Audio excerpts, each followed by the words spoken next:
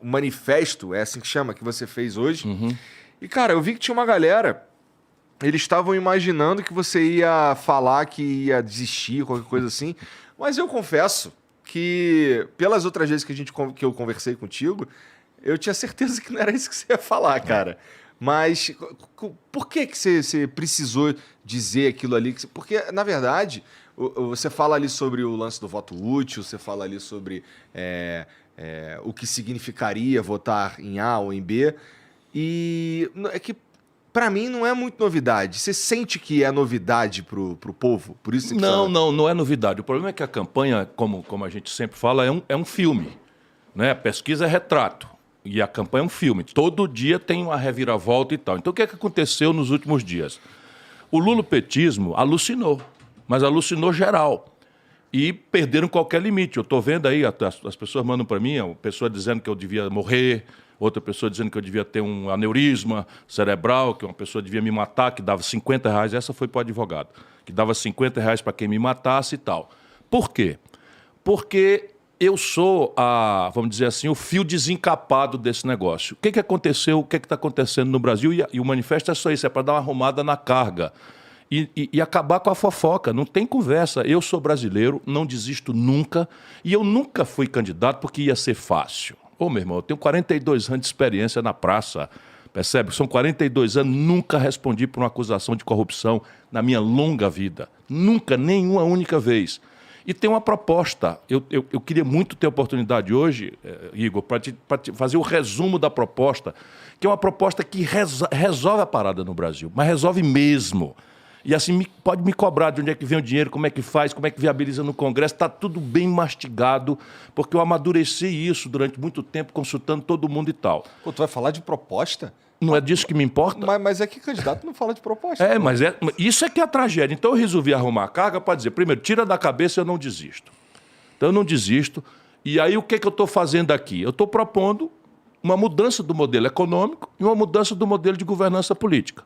Por que eu proponho modelo econômico? Porque, repare, deixa eu te falar, o Brasil, e as pessoas não querem ouvir o barulho do ódio, sabe, das paixões, não quer que o povo ouça. Mas eu estou lutando, estou aqui lutando de novo e vou lutar até às 17h30 do dia 2 de outubro.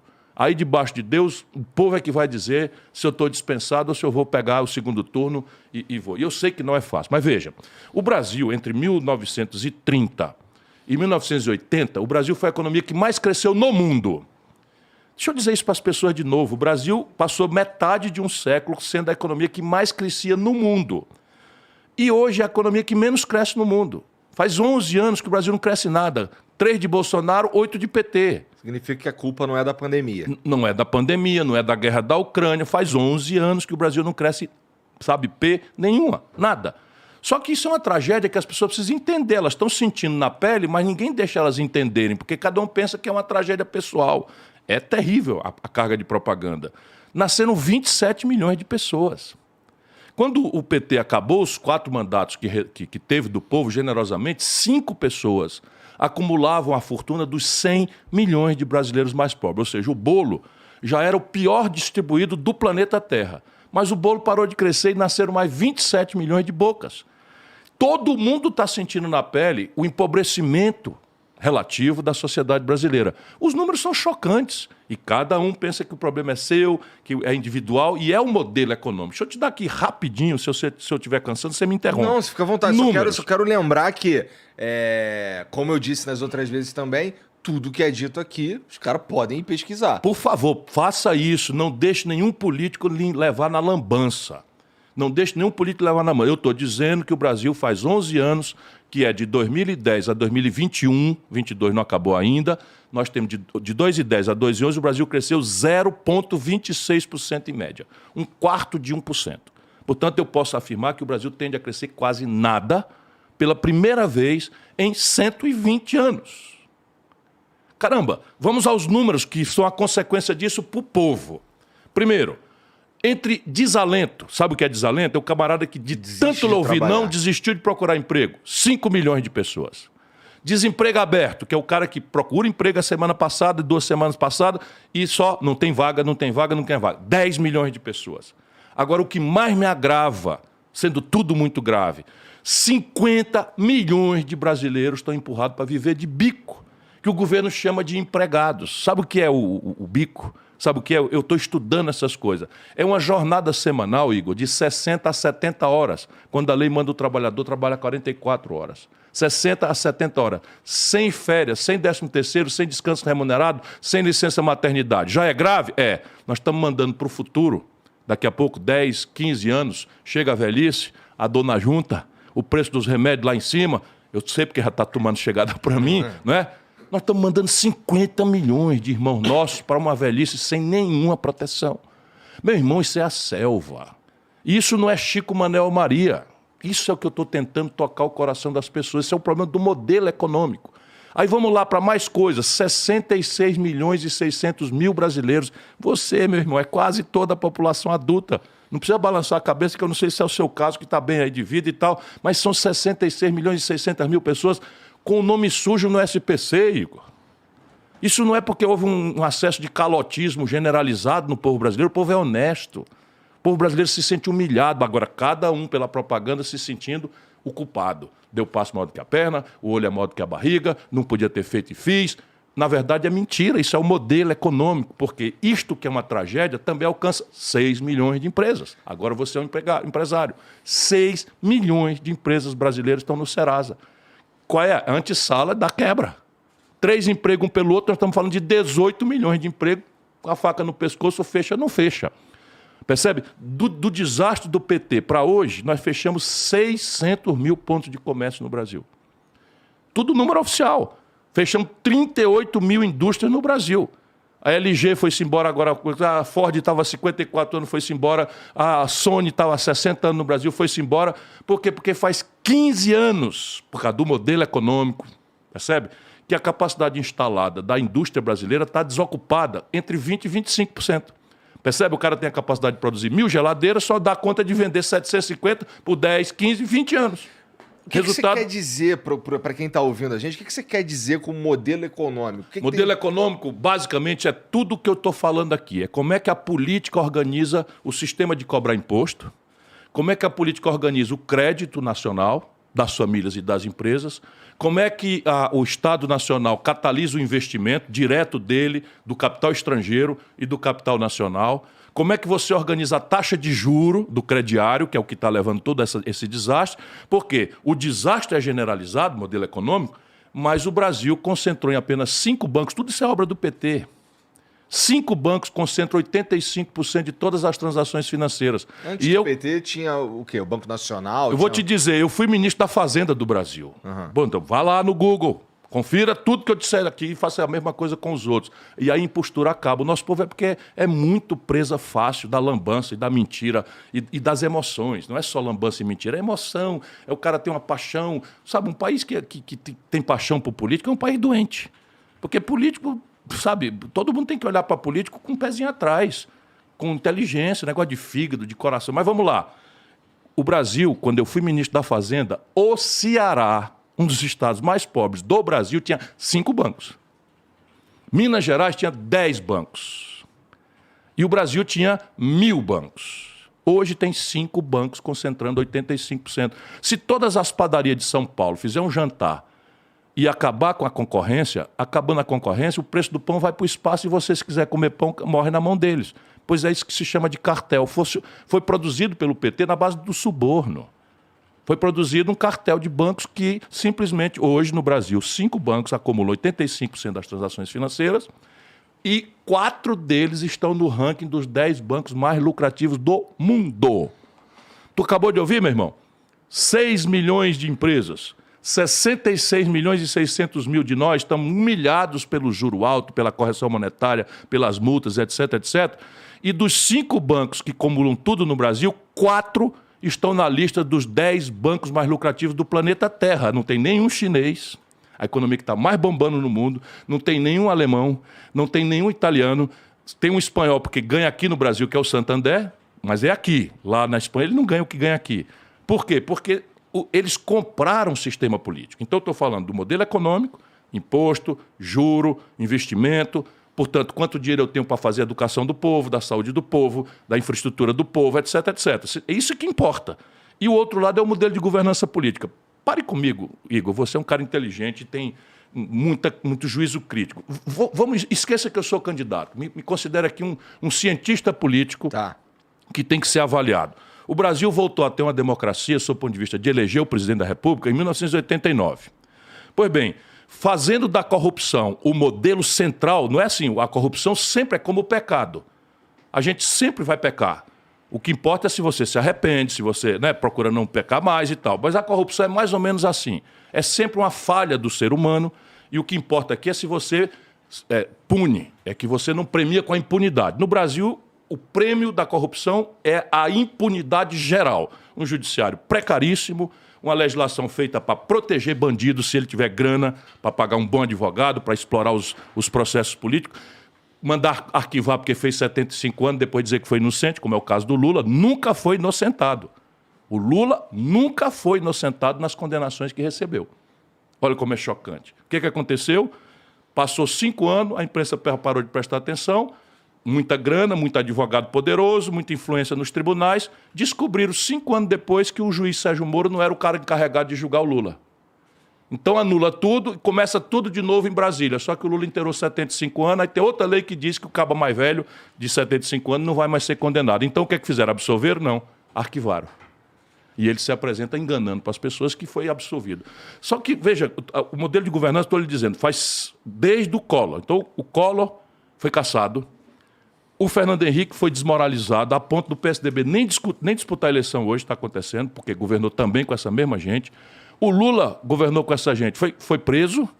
A Dilma governou com essa gente, foi cassada. O Michel Temer governou com essa gente e foi para a cadeia. E o Bolsonaro, que prometeu enfrentar a corrupção do PT, aderiu ao Centrão, teve uma oportunidade de ouro e simplesmente se corrompeu de novo, porque o sistema descobriu que os filhos dele tinham roubalheira e não sei o que e tal. Ele ficou com medo, foi lá, se entregou. A ponto, veja como é doída a vida brasileira.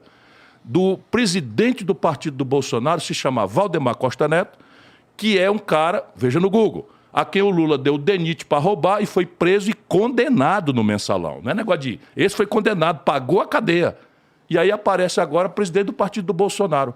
Então eu estou falando de duas coisas. O modelo econômico que ferrou com todo mundo e o modelo de economia de política que simplesmente virou o Brasil uma eterna crise. E aí, veja, quando essa crise explodiu, ali em 2015, 2016, o desemprego saltou de 5,5% para 12%. Aquela população que o Lula levou para o crediário, subiu o crediário e tal, foi todo mundo para o SPC. Então o desemprego explodiu, o crédito implodiu e as pessoas ficaram revoltadas. Meu irmão, é você que eu estou falando. Isso não é em Marte, não. Aconteceu aqui no Brasil.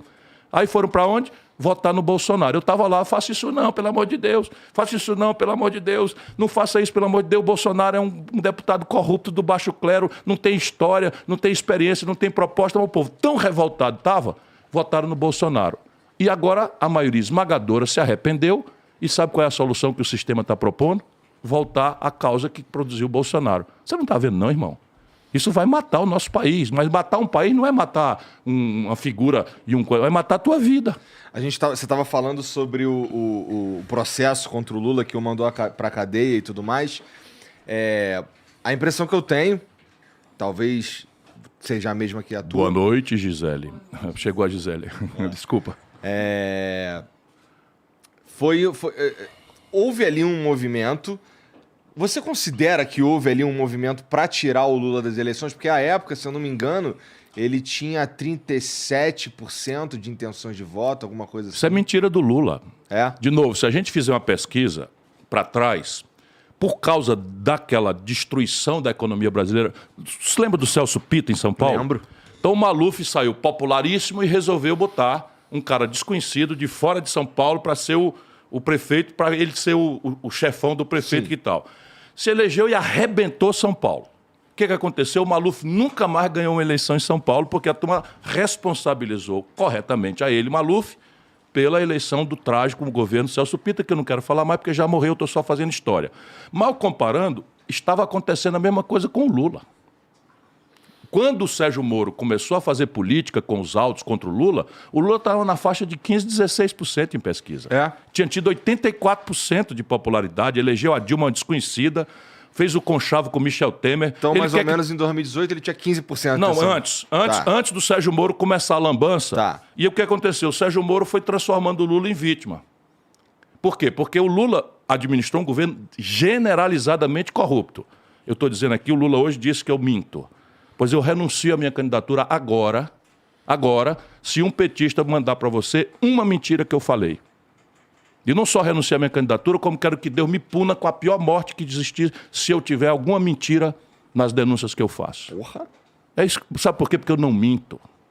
Eu aguento o seguinte, cerra meu braço em nome do Brasil e eu aguento sem nem tirar o sorriso da boca. Agora, mentir eu não minto. Então vamos lá. O governo do Lula foi um governo que transformou, igual de trás, igual do atual, a corrupção no elemento central do modelo de poder. Isso é que eu estou falando. Não quero falar mal do Lula. Eu quero tentar que a gente ache a solução para a doença que está matando a nossa sociedade. O jovem brasileiro não acredita mais na política. Sabe, a linguagem da democracia é a política. Todo mundo acha que a política é um pardieiro de pilantra, que todo mundo é ladrão. Aí tem o ladrão do bem, o corrupto do bem e o corrupto do mal. Onde é que nós vamos parar? Percebe? Mas existe também, hoje em dia... Mas deixa eu te dar os exemplos, só do que eu falei em público. Tá. Então veja, procure no Google, meu irmão, para você ver se é verdade ou não é verdade o que eu estou falando. O Lula, PT, entregou Furnas para o Eduardo Cunha. Eu fui a ele e disse, não faça isso, o Eduardo Cunha é um grande corrupto e com Furnas na mão vai roubar e vai comprar a maioria da Câmara e virar presidente da Câmara. Ele disse, esse filho dá, que o Lula gosta de um palavrão e tal, não vou dar. No dia seguinte eu soube pelos jornais que deu. Aí eu, pumba, denuncio. O Eduardo Cunha, pumba, me processa. Não me processa por calúnia, não. Me processa por dano moral, porque eu chamei de corrupto. Percebe? Lula deu Furnas contra a palavra que tinha dado a mim de que não daria. O Lula entregou a Transpetro a um camarada chamado Sérgio Machado para roubar para o Renan Calheiros e para o Romero Jucá. Sérgio Machado, Transpetro. O Lula entregou ao Gedel Vieira Lima, lembra daquelas malas de 51 milhões de reais? 51 milhões de reais nas malas. Cadê esse dinheiro? Cadê esse dinheiro? A Polícia Federal apropriou-se de volta, não sei se já devolveu para o governo, mas foi expropriado. O que eu estou querendo dizer, de novo, o Lula deu o Ministério da Integração Nacional, o Projeto São Francisco, o ministério que eu ocupei para o Gedel roubar.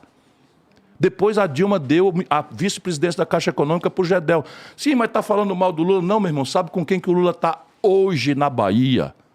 Com o mesmo Gedel Vieira Lima. Sabe com quem ele está hoje em Alagoas? Com o mesmo Renan Calheiros. O Lula deu R$1 bilhão de contrato sem licitação para o cidadão chamado Eunício Oliveira, que foi presidente do Senado, líder do MDB, que liderou o golpe contra a Dilma. O Lula deu esse R$1 bilhão, o nome da empresa é Manchester, e sabe com quem que o Lula está hoje no Ceará, numa aliança com o PT do Ceará? Com este mesmo ladrão.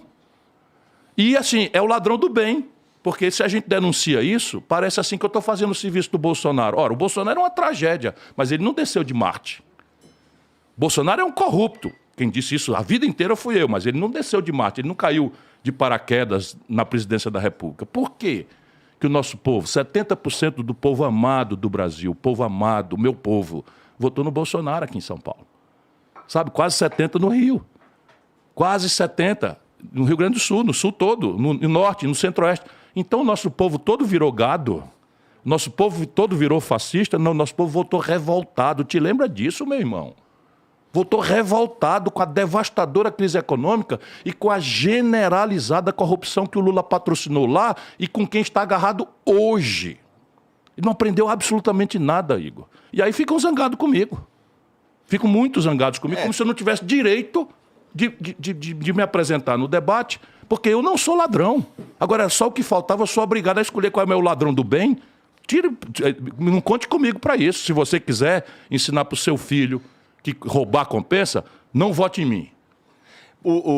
Tem realmente uma galera dizendo que por você não estar com o Lula... Eu tô com o Bolsonaro. Você tá com o Bolsonaro. Pronto. Tem uma galera te chamando de bolsonarista, inclusive. Então, é isso. Até por causa do cochicho lá no... Tu sabe o que foi o cochicho? Tu acha mesmo que eu vou conversar com o Bolsonaro na frente das câmeras? Percebe? O Bolsonaro me perguntou como era o nome do tal padre. E eu botei a mão aqui para o padre não ver, porque estava ele do meu lado e o Bolsonaro do outro. Eu disse, padre Pokémon. Não, padre Kelmon. Estou brincando. Padre Kelmon. Foi isso. Agora, repare, neste momento, o Michel Temer está fazendo um leve trás entre o Lula e o Bolsonaro para o Lula anistiar o Bolsonaro de todos os monstruosos crimes que o Bolsonaro cometeu. E a imprensa perguntou para o Lula e ele não desmentiu. E eu é que sou, cara... Veja, eu assinei 3 pedidos de impeachment do Bolsonaro. O Lula, nenhum. Eu fui para Paulista com meus adversários, MBL, sabe, não sei quem e tal, Fernando Holliday, inimigos. Mas fui lá por quê? Porque a gente precisava interromper o mandato do Bolsonaro pelos crimes. O Lula mandou a turma dele me agredir fisicamente. Vê na internet aí, Ciro Gomes agredido na Paulista. Depois fui de novo na Paulista. O Lula não pisou em nenhum ato contra o Bolsonaro. Sabe a emenda do relator, essa roubalheira do orçamento secreto? O voto que garantiu essa emenda é de um senador do PT que faz o que o Lula manda. É o senador de Sergipe, que eu não lembro o nome. Pesquisa aí. Senador de Sergipe. Sabe a emenda, o orçamento secreto? Não, o orçamento secreto não. O socorro emergencial de R$600, não sei o que e tal. O voto decisivo foi do PT para salvar o Bolsonaro. Por quê? Porque com o Bolsonaro virou a Geni. Agora, basta você esculhambar o Bolsonaro, está todo mundo absolvido de tudo. Então, o Gedel agora está pedindo voto útil. Junto com Caetano Veloso, meu queridíssimo Caetano Veloso, de que eu continuarei sendo fã, mas ficando em 2 baianos, entendeu? Pedindo voto útil. O Gedel, o homem dos 51 milhões de reais, e eu sou o cara perseguido porque não tenho direito de participar do debate e de falar a verdade. Então, chegamos a esse ponto no Brasil. Se eu estiver mentindo, a minha candidatura será retirada agora. Está na hora, petista fanático? Liga aqui pro Flow, não vai entrar ali o negócio daqui a pouco? Dá pra Diga mandar. assim, mentiu em tal coisa. Eu retiro a candidatura agora aqui. O lance do... Ô Lula, manda aí um petista fanático teu descobrir qual mentira eu fiz. O lance do voto... Eu te conheço, camarada. O lance do voto útil, pra mim, eu sou contra esse lance de pensar dessa maneira, porque, pra mim, parece mesmo escolher alguém... Você não tá votando em alguém que te representa, você não tá votando em ideais, você não tá votando em nada, você tá votando contra alguém. Então, veja, vamos pegar esse assunto moral, que nem é o mais grave, sendo gravíssimo, mas vamos pegar a corrupção. Se o critério de que o político corrupto não deveria merecer um voto foi um critério relevante para 25%, 30% da população, se você vota no seu corrupto do bem para derrotar o corrupto do mal, você vai dar uma representação que vai dizer o seguinte, que quem é contra a corrupção só tem 5%. E aí você fode o país, desculpa aqui a expressão, você ferra com o país. Esse é o que eles querem fazer.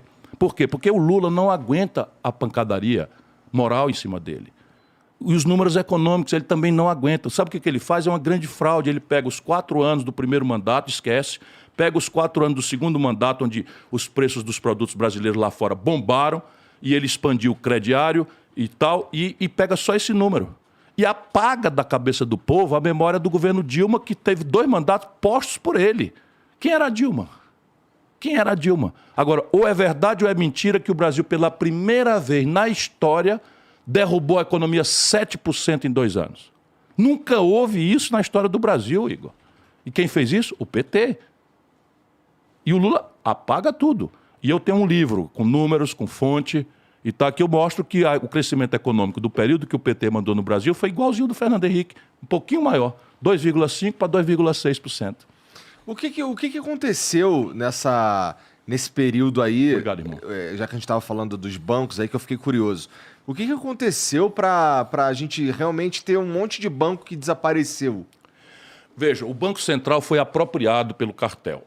E no cartel entraram o Banco do Brasil e eles começaram a ter muita dificuldade operacional. Como que ele apropriou, que esse cartel apropriou-se do Vamos Banco pegar Central? aqui, o Silvio Santos tinha um banco. Tá. Então, era América do Sul o nome? Não, Bamerinos não. Bamerinos é lá do Paraná. Acho que era Banco América do Sul. De repente, entre emprestar e pedir emprestado, começou a ter prejuízo. O que é que o Lula faz? Pega o Banco do Brasil e manda comprar superfaturado o plano. E aqui no Brasil é assim, lucro é particular, prejuízo é espetado nas costas do povo. E só eu denuncio. Você acha que eles vão gostar de eu ter dito essa história aqui? Examine no Google. Vá na internet. E esse dinheiro, meu irmão, foi todo tirado do povo brasileiro. Eu tenho um número. É uma coisa chocante. Em 2003, o Brasil tinha uma dívida. Dívida é assunto de economista. Não, irmão. Dívida é paga com dinheiro que vai para a escola ou não vai. Vai para a polícia ou não vai. Vai para a saúde ou não vai. Vai para a estrada ou não vai. Vai para o emprego ou não vai. É isso, é o mesmo cofre. Pois bem, a dívida, quando o Lula tomou posse, era 600 bilhões de reais. Já parecia ser uma coisa complicada. Hoje, meu irmão, a dívida é de 7 trilhões e 500 bilhões de reais, só que no período, você vê que o modelo é o mesmo, do Lula para cá para o Bolsonaro, o Brasil pagou 7 trilhões de reais de juro. E continua com 7 Você está me trilhões. entendendo? Era 600, pagamos 7 trilhões de juros e estamos devendo 7 trilhões. Eu botei isso no manifesto hoje. Fura meu olho com um jornal que tenha registrado esse número. Olha o que eu estou dizendo. Vou renunciar à candidatura, fura meu olho. Pode furar meu olho. Um jornal sequer mostrou que eu disse que a dívida era 600 bilhões, nós pagamos 7 trilhões de juros no período Lula-Bolsonaro, o modelo rigorosamente o mesmo, câmbio flutuante, primário, meta de inflação. É o modelo, que foi o Fernando Henrique que montou, que é esse sistema de transferir renda da produção, do trabalho, do salário, da renda do povo, da saúde do povo, da educação do povo, para meia dúzia de banqueiros, e os banqueiros compraram o processo político. Então essa briga Bolsonaro-Lula é só pelo adjetivo. Então vamos falar vamos lá, Ciro presidente. Como é que quebra isso, cara? Veja, primeiro, se eu for eleito, é porque eu terei produzido uma revolução no Brasil. Pelo voto, em paz, sem violência, porque mataram um bolsonarista anteontem em Santa Catarina, mataram um lulista no Ceará agora. E está aí, só vai para a manchete o lulista que mataram. Porque, de novo, nós temos o assassino do bem e o assassino do mal. Esse fascismo está ganhando a eleição no Brasil. Eu sei muito bem a diferença do Lula para o Bolsonaro. Sabe, se for para tomar uma cerveja, eu prefiro tomar com o Lula. Ok, eu estou falando de problemas reais que nós estamos discutindo para resolver o problema. É para isso que serve uma campanha política. A gente diz por que é diferente do outro e pede a preferência do eleitor. Senão, por que eu vou ficar aqui? Senão o Padre Kelmon, que acha que o Bolsonaro é uma maravilha, eu sei o que ele está fazendo lá. Eu acho o Bolsonaro uma tragédia de corrupção e de comprometimento com o sistema político, o sistema econômico trágico, e acho que o Lula é uma tragédia que nós vamos premiar com a impunidade, mostrando para nossos filhos que roubar não é pecado se for o ladrão do bem, né, o corrupto do bem, que é essa maluquice que está acontecendo no Brasil. Então veja, o que é que eu vou fazer? Primeiro, eu vou manter viva a força popular que me elegeu. Como é que eu vou fazer isso? São algumas providências práticas, estão todas aqui estudadas, eu vou ser breve, mas me questione. Não deixa eu sair daqui com lambança, que eu vou fazer casa, comida, roupa lavada para todo mundo, que isso é mentira. Então, a primeira providência, eu vou criar um programa de renda mínima, com status de direito previdenciário escrito na Constituição para acabar com essa história de Bolsa Isso, Bolsa Família, é do Bolsonaro, é do Lula e tal. Isso tem que ser um direito previdenciário. E dá para um presidente fazer isso? Depende de outros caras para fazer isso. Eu vou dizer primeiro o que eu vou fazer, depois você pergunta de depender dos outros caras. Mas a primeira pergunta, desculpa, é de onde vem o dinheiro. Tá Sempre certo? É. Então veja. Inclusive está aqui anotado. Então veja lá. Primeiro é um programa de renda mínima que é o seguinte, R$ 417 é a faixa da linha de pobreza. Todo brasileiro que dentro de um domicílio ganhar menos de R$ 417 terá uma complementação de renda até R$ 418. Então vamos fazer um exemplo prático. Você é um assalariado de salário mínimo, ganha 1.200, mas tem 3 pessoas em casa, a mulher e 2 filhos. Então 1.200 dividido por 4, você na verdade tem 300 por cabeça. Para 417, dá R$ 117 vezes 4, aqui está a complementação que o governo vai fazer. De onde vem o dinheiro? Vem do BPC. Isso custa 380 bilhões de reais. BPC, que é benefício de prestação continuada, orçamento da aposentadoria rural, já existe, vou consolidar tudo isso, a transferência de renda do Bolsa Família antigo, que atingia 11 milhões de famílias, e do Auxílio Brasil, que o Bolsonaro fala que atinge 18 milhões de famílias, esse programa meu atinge 24 milhões e 300 mil famílias. São 100% das famílias abaixo da linha de pobreza no Brasil. E, por fim, falta 80 bi. Então, eu só tenho 300 bilhões dos 380 que eu preciso. Vou propor, estou dizendo aqui, por isso que a banqueirada quer ver o Satanás na presidência da República e não quer me ver lá. Um imposto sobre grandes fortunas de 0,5% a 1,5% sobre os patrimônios na pessoa física maiores do que 20 milhões de reais. Informação para o brasileiro, só 58 mil brasileiros na pessoa física têm mais de 20 milhões de reais no Brasil. Ou seja, em 212 milhões de habitantes, esse imposto só vai cobrar de 58 mil pessoas. Tamanha é a selvageria e o egoísmo desse sistemão que comprou Lula, PT, Bolsonaro e todos juntos aí. E eu quero derrotá-los. Você sabe que tem uma galera que está achando que vai... Uma galera que ganha, sei lá, 15 mil reais por mês, que está achando que Mas isso é tudo terrorismo do sistema financeiro, dos poderosos, porque eles dão as cartas. Compraram a política e compraram o sistema de comunicação do Brasil. Por isso que um flow como esse é fundamental. Percebe? Eu não tenho a oportunidade de dizer isso. Eu vou para uma coisa que está tudo escrito. O cara devia me dizer, mas isso não vai causar fuga de capitais? Não. Aí o cara aqui conhece o ramo. Para você fugir, você tem que mudar real para dólar, porque o real não vale nada lá fora. Para você mudar real para o dólar, existe um imposto chamado IOF, que hoje é 0,38. Eu calibro ele para 0,51. Pronto, acabou. O capital ou paga 0,51 ou paga 0,50. Morre aqui com os 80 bilhões e cada super rico no Brasil, Igor, vai emancipar da miséria e da fome. Olha aqui, cara. 33 milhões de brasileiros não comeram nada hoje. 125 milhões de brasileiros não fizeram as 3 refeições hoje. Só uma de cada 4 crianças brasileiras, meu irmão, bota a mão na cabeça. Só uma de cada 4 crianças fizeram 3 refeições hoje. E eu, com um super rico, eu tiro 871 super pobres da fome e da miséria. Faço isso de olho fechado. E aí o que eu faço? Mantenho a força popular que me elegeu ativa. Aí você me perguntou, e como é que faz para os caras passarem? Isso aqui não precisa muita coisa, não.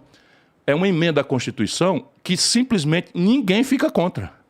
Nós tivemos o exemplo agora. Quem é que vai ficar contra eu anunciar como presidente da República que estou cumprindo uma promessa que fiz na eleição de garantir R$1.000 de renda média por domicílio e emancipando a miséria e a pobreza? Eu quero ver um deputado votar contra. Não fica contra, é verdade. Então é simples assim. A questão aqui é a que senhor você quer servir. Percebe? Porque com isso aqui eu vou começar a tensionar o dinheirão de juros. Sabe quanto o Bolsonaro pagou, meu irmão, de juros nos últimos 12 meses para essa banqueirada à toa que quer me ver morto politicamente? 500 bilhões de reais. Sabe o que o Brasil gastou nos mesmos 12 meses em educação, saúde, segurança, porto, estrada, aeroporto, não sei o que e tal? 300 bilhões de reais. Então a questão do Brasil não é falta de dinheiro. A questão do Brasil é que os poderosos do sistema tomaram orçamento. E é tudo para eles. 500 bi de juro, meu irmão.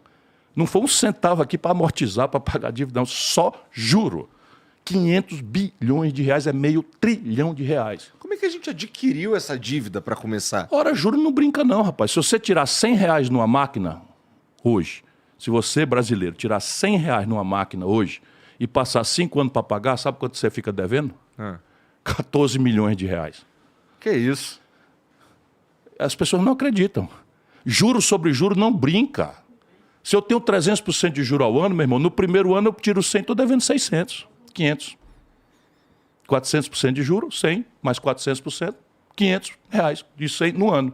Só que R$500 mais 300%, aí a bola de neve vai... Se eu tirar R$100 numa máquina, no caixa automático, e passar 5 anos para pagar, no Brasil eu tenho devendo 14 milhões de reais.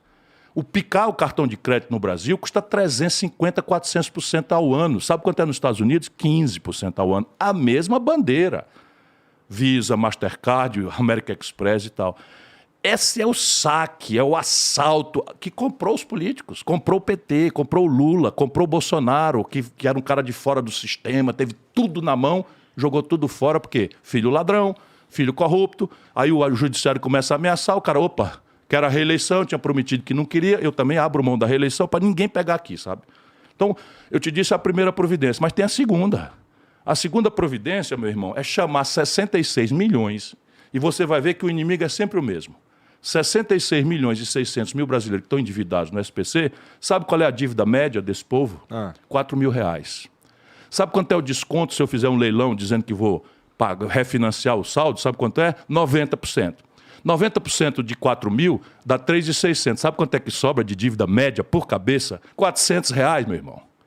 E se eu dividir R$400 em 10 vezes, eu estou falando de R$40. Se eu botar 20 vezes, eu estou falando de R$20 por mês a prestação para permitir a todos os brasileiros limpar o nome do SPC. O Lula está prometendo isso agora. Também. Prometeu, mas como sempre, copiou o meu projeto e está enganando as pessoas. Quando você vai ler, e eu vou ler, quando você vai ler, não é o meu projeto. Ele está prometendo apenas para as pessoas que ganham até 3 salários mínimos e apenas para os endividados nas tarifas públicas, de telefone, energia e água. Eu estou propondo tudo. Todas as dívidas, cartão de crédito, cheque especial, crediário, tudo. Não é isso que parece quando eu ouço mentindo. Rapaz, o Lula é um grande mentiroso. Virou um grande mentiroso mesmo. É uma coisa que eu não digo com nenhum prazer. Nenhum prazer. Veja se eu estou tendo razão, vá lá no programa do PT. e veja se a proposta que ele está fazendo parece com a minha. Mas eu estou dizendo aqui, como é que eu faço? Eu faço um leilão reverso. O que é isso? Eu digo, atenção crediaristas, Casa Bahia, Ricardo Eletro, que já papocou, quem me dá o maior desconto? Sabe o que está acontecendo? Entre de novo no Google, leilão do Serasa, 90% de desconto. 90%. Aí eu pego os 10% e pego o Banco do Brasil e a Caixa Econômica, boto um juro para o banco ganhar dinheiro, só que eu vou trocar juro de 500% criminoso por um juro de 20%, 25% ao ano, e aí eu limpo a honra, sabe, a dignidade das mulheres. 80 de cada 100 mulheres no Brasil estão super endividadas. 77 de cada 100 homens brasileiros estão super endividados, cada um se sentindo humilhado, como se fosse o responsável por essas coisas. Vai ver se eu consigo dizer isso na televisão. Não consigo. Mas quer mais? E aí, não vão cair tudo de novo se você limpar o nome? Não, eu vou resolver a parada como? Olha aí de novo o mesmo inimigo surgindo. Eu vou copiar uma lei da Inglaterra, porque aqui não invento, eu digo o autor. Eu vou pegar uma lei da Inglaterra que diz o seguinte: quem tomou R$100 e pagou 2 vezes isso, ou seja, 200, está quitado por lei. Porque no Brasil é assim, você faz um crediário de R$400 para tirar um micro-ondas, aí cortam a sua luz, você tem que pagar a luz para restaurar a luz, perde a prestação da Casa Bahia, quando vai ver, tinha pago 200, está devendo 600 mil reais. Por quê? Porque é uma nova escravidão, é esse mesmo sistema financeiro, de novo. É o câncer do Brasil, que comprou a política. O PT se vendeu para o sistema financeiro, o Bolsonaro é vendido para o sistema financeiro. E isso é o que está em jogo no Brasil. Então querem me punir? Punam, mas eu vou contar a verdade porque eu não tenho rabo de palha. Sobre o lance da dívida que você falou. Tem mais, política de incremento do salário mínimo. Deixa eu dizer para o povo brasileiro, o Brasil é a economia mais rica das Américas, do México para baixo. Hoje nós temos o pior salário mínimo das Américas, só ganhamos do da Venezuela. A economia mais rica paga o salário mínimo. Só ver, R$1.200 é o salário mínimo brasileiro. No Uruguai, que é menor do que o Ceará, paga R$2.500 de salário mínimo. Percebe? Para quê? Para gerar excedente, para pagar juro. Por quê? Porque a economia aguenta um salário mínimo muito melhor do que esses R$1.200. Imposto. No Brasil, basta ganhar 2 salários mínimos e começar a pagar imposto de renda. Os super ricos no Brasil não pagam imposto, irmão. E aqui está de onde vem o dinheiro. Esse é o problema. O IPTU que tu paga em São Paulo, o IPTU... Que é ardido, inclusive. Ardido, não é? Mas o que tu paga por mês em São Paulo de IPTU equivale ao imposto territorial rural de todas as fazendas do latifúndio mais rico do planeta Terra, que é o Brasil. Isso é o PT. Isso é o Bolsonaro. Então, não esqueça que é o Bolsonaro, é a mesma coisa. São pessoas diferentes? Vou dizer de novo, qualquer bobinho sabe que são pessoas diferentes. Mas o que está por trás, o modelo econômico e o modelo de governança política, rigorosamente o mesmo. Qual é? Câmbio flutuante, superávit, meta de inflação, teto de gastos, autonomia do Banco Central e política de preço da Petrobras. Aqui que está o jogo.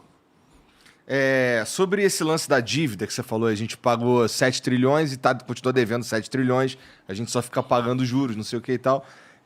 Na prática, o que tu propõe um calote? Absolutamente não, porque parte importante dessa dívida corresponde ao ativo da sociedade. Então é a caderneta de poupança da viúva, é o FGTS do trabalhador, então não tem calote.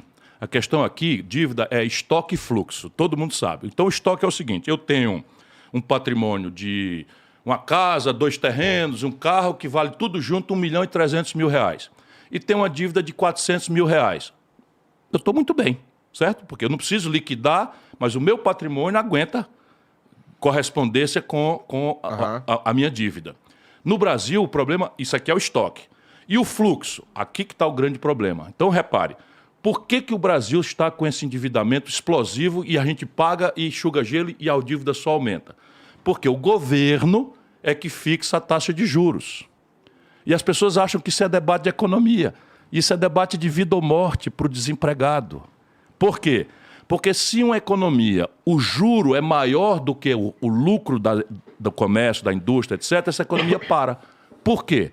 Porque se eu tiver dinheiro, por que eu vou abrir um comércio e empregar gente se eu botar o mesmo dinheiro na renda fixa, o juro do banco que o governo me paga é maior do que o meu lucro?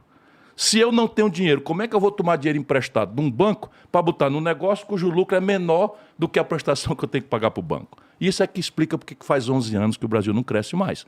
Então esse juro é alto por 2 razões. Uma eu já te expliquei, cartel. Se todas as padarias de São Paulo se combinarem, e um vender para o outro, ficar só 5 donos, e esses 5 donos foram para o Rio de Janeiro e fizeram um jantar, ele manda 300% no pão e tu não vai viajar para Ubatuba para comprar pão. Tu morre na mão deles. É o que está acontecendo com o Brasil. É a parte de cartel. Acaba no primeiro dia do meu governo.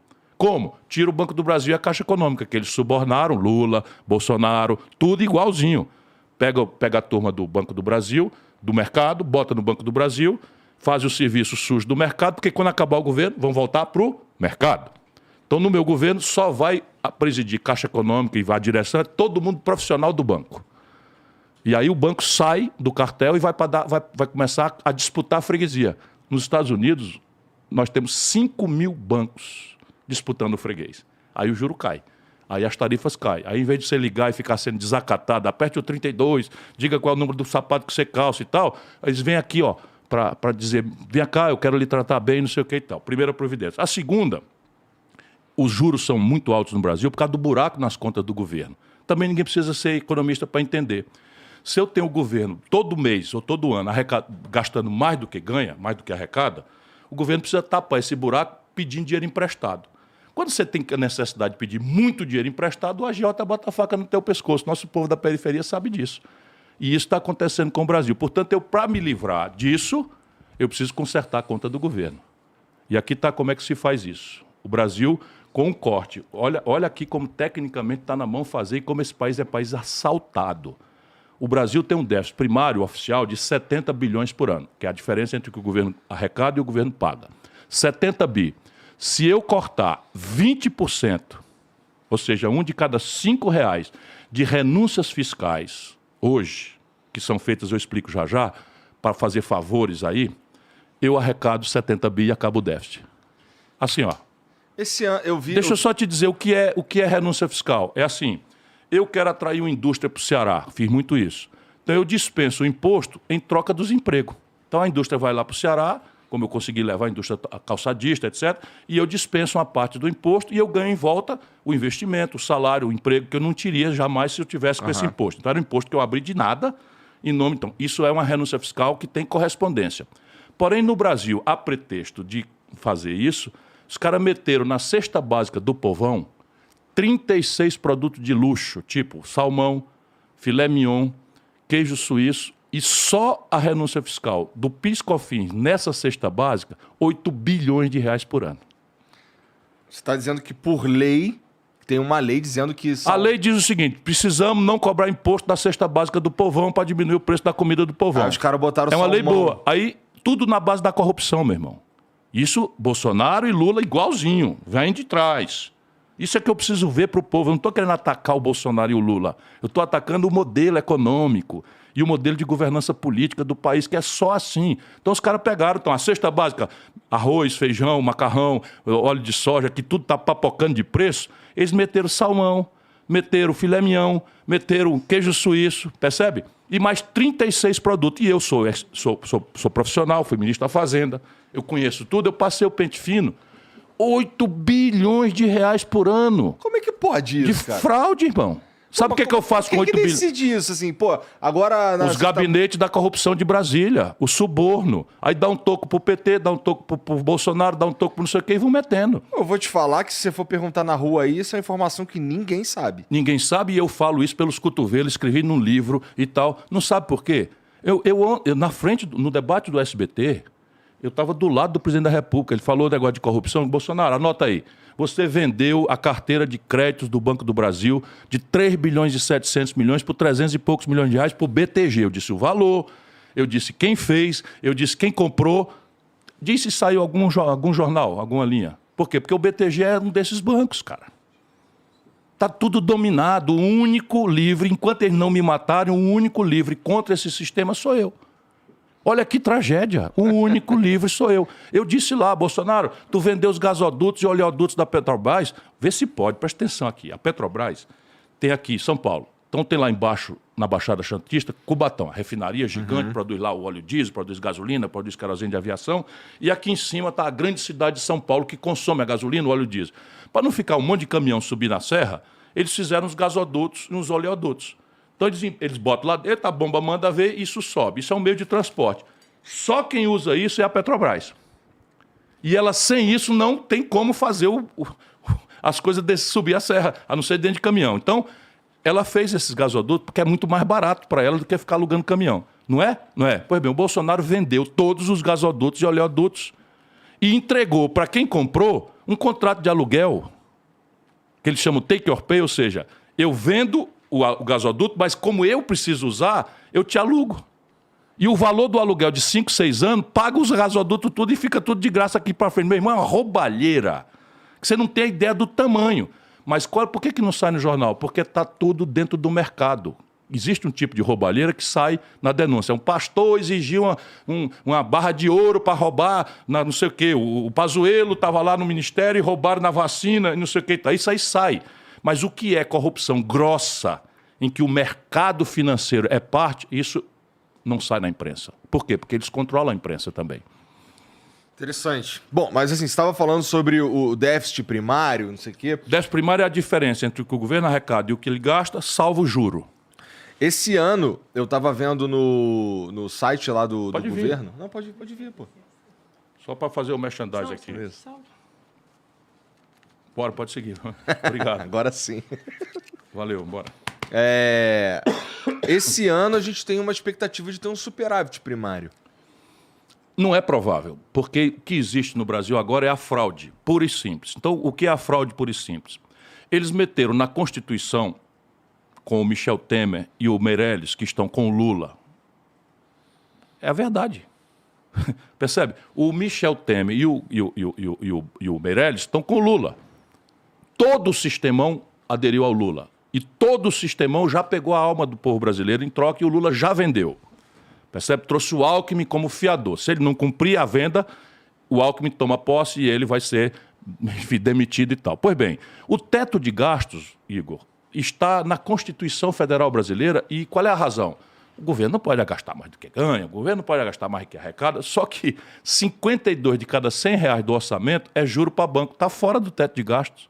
De novo, para que está fora? Porque saúde está dentro, educação está dentro, segurança pública está dentro, estrada está dentro, sabe, tudo está dentro, mas a parte do leão, que é juro para banco, está fora do teto de gastos. Mas mesmo assim, não tem dinheiro.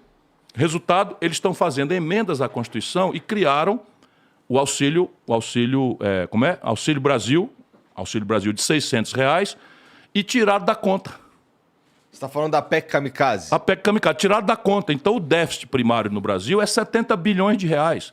Pode ser 100. Por quê? Porque não estamos falando de contabilidade falsa, tá? Estamos entrando quanto dinheiro entra e quanto dinheiro sai, concorda? Ou o teu déficit em casa tem outra contabilidade. Não. Entrou o dinheiro aqui e saiu o dinheiro acolá. Se sobrou, poupança. Se faltou, déficit. Pois bem, o Brasil está num déficit monstruoso, porque a conta de juros é cada vez maior. Tu sabe quanto custa? Olha de novo. Tu sabe quanto custa 1,5% da taxa Selic no Brasil?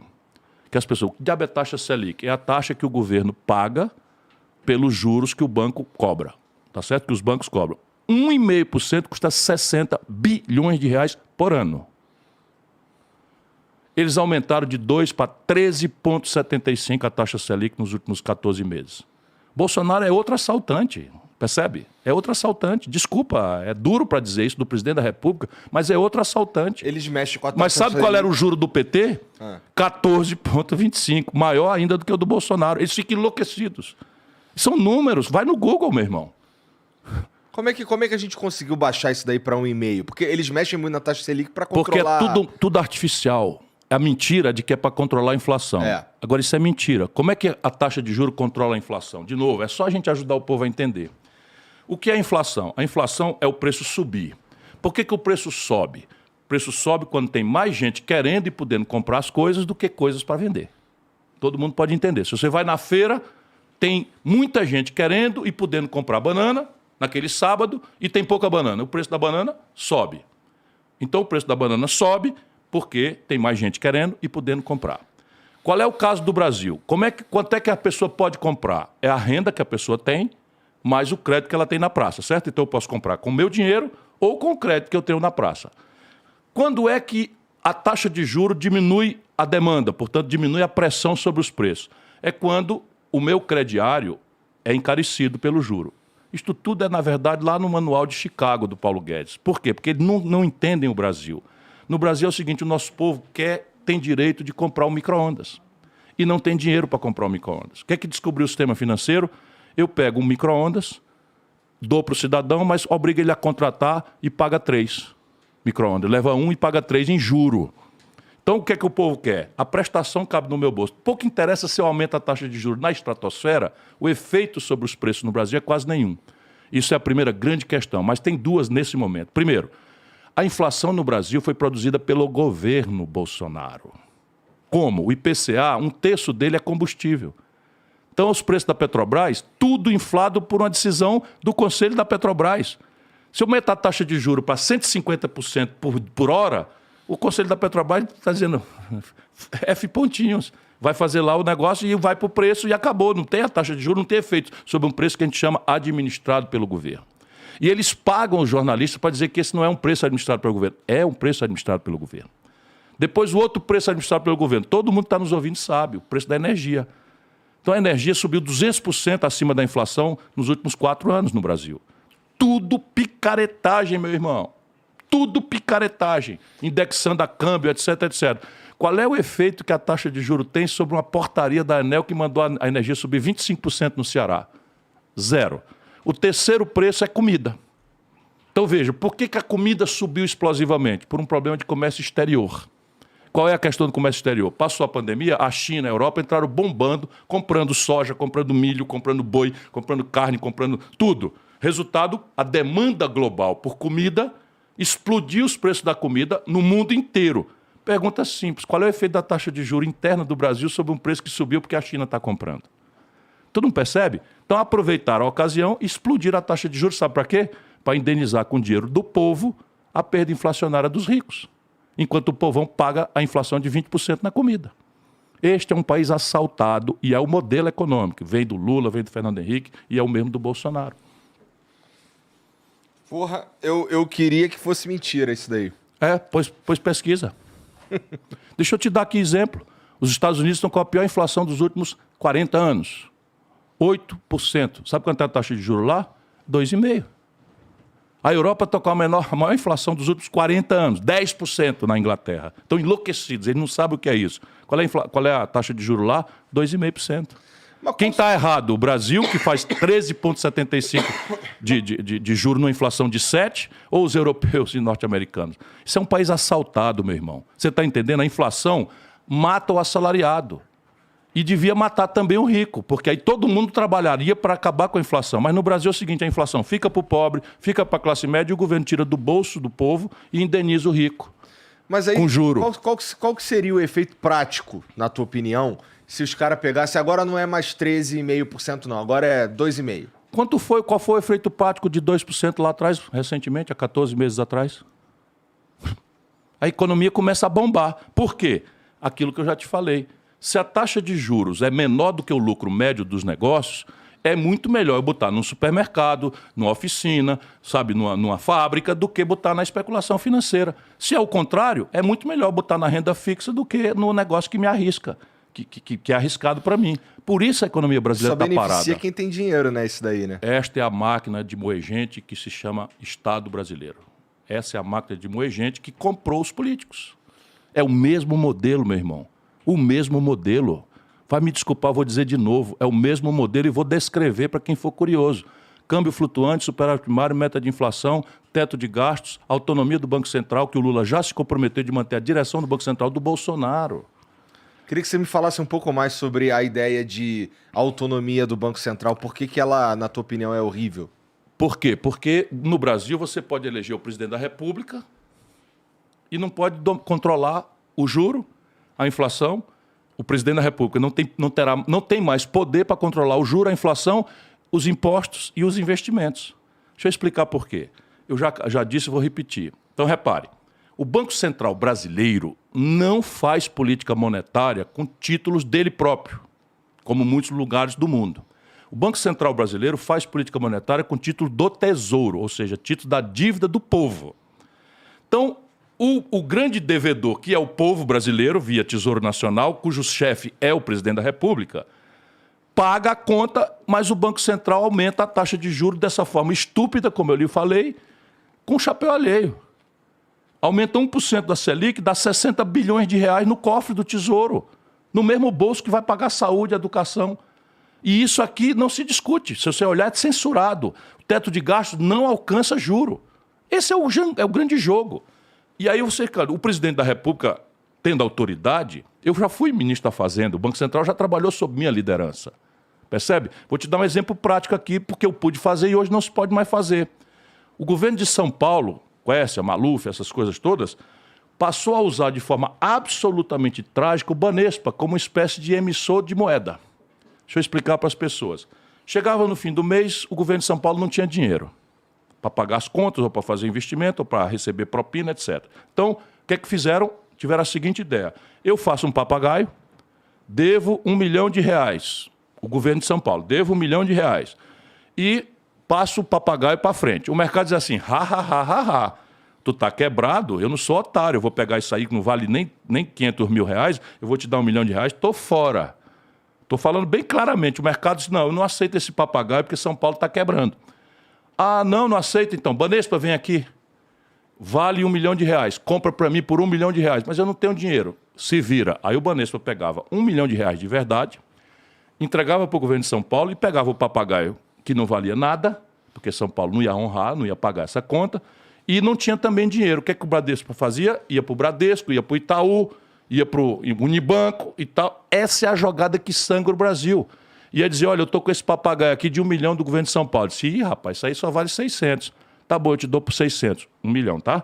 Eu te dou por 600. Ah, mas tem um problema. Eu só aceito isso por hoje. Overnight, ou seja, só recebo o papagaio hoje, amanhã tu tem que me devolver e tu paga só o juro de 80% ao mês, que puxado no dia dá 2% no dia. E essa era a brincadeira que acontecia no Brasil. Até que chegou um cidadão chamado Ciro Gomes, que sabe o que fazer, meti o pé, fiz a intervenção do Banespa e do Banerj e acabei com essa farra. Aconteceu no Banerj também? Fiz as duas, a mesma coisa. Mesma coisa. Agora pergunta o Ceará que eu governei. Pergunta se aconteceu. Sabe o que eu fiz? É o que eu proponho fazer para o Brasil. Eu peguei o meu dinheirinho lá, arrumei a casa, já recebi a arrumada do meu antecessor, o grande Tasso Gereissati, e dei um aperto maior, sobrou muito dinheiro, e eu peguei 3% do dinheirinho, em vez de gastar por conta, para ser mais danado do que eu já fui ao mercado e paguei a dívida do Ceará com 15, 20 anos de antecedência do vencimento. Resultado, São Paulo está quebrado, Minas está quebrado, Rio de Janeiro está quebrado, e o Ceará não fala em atraso de funcionário nem quebradeira há 15, 20, 30 anos. É essa a experiência que eu quero fazer. Agora, eu virei o inimigo mortal dessa corrupção institucionalizada que o sistema financeiro montou no Brasil. É o jogo. Lá no Ceará, recentemente tu falou que tava ruim de voltar lá, porque rolou uns problemas lá com traição, candidato. Irmão. Traição, mas não vamos falar sobre isso, não. Você quer falar, eu falo, mas assim, sabe, eu dei minha vida ao povo cearense e algumas lideranças, todas, que eu ajudei a formar. E se reuniram e meteram uma faca nas minhas costas. Me traíram, eu estou lá sem ninguém me defendendo. Sem ninguém não é verdade. O Roberto Cláudio, que é o melhor cara, que é o meu candidato a governador lá. Enfim, isso dói demais no cara, sabe? Mas é assim. Não é um jogo político?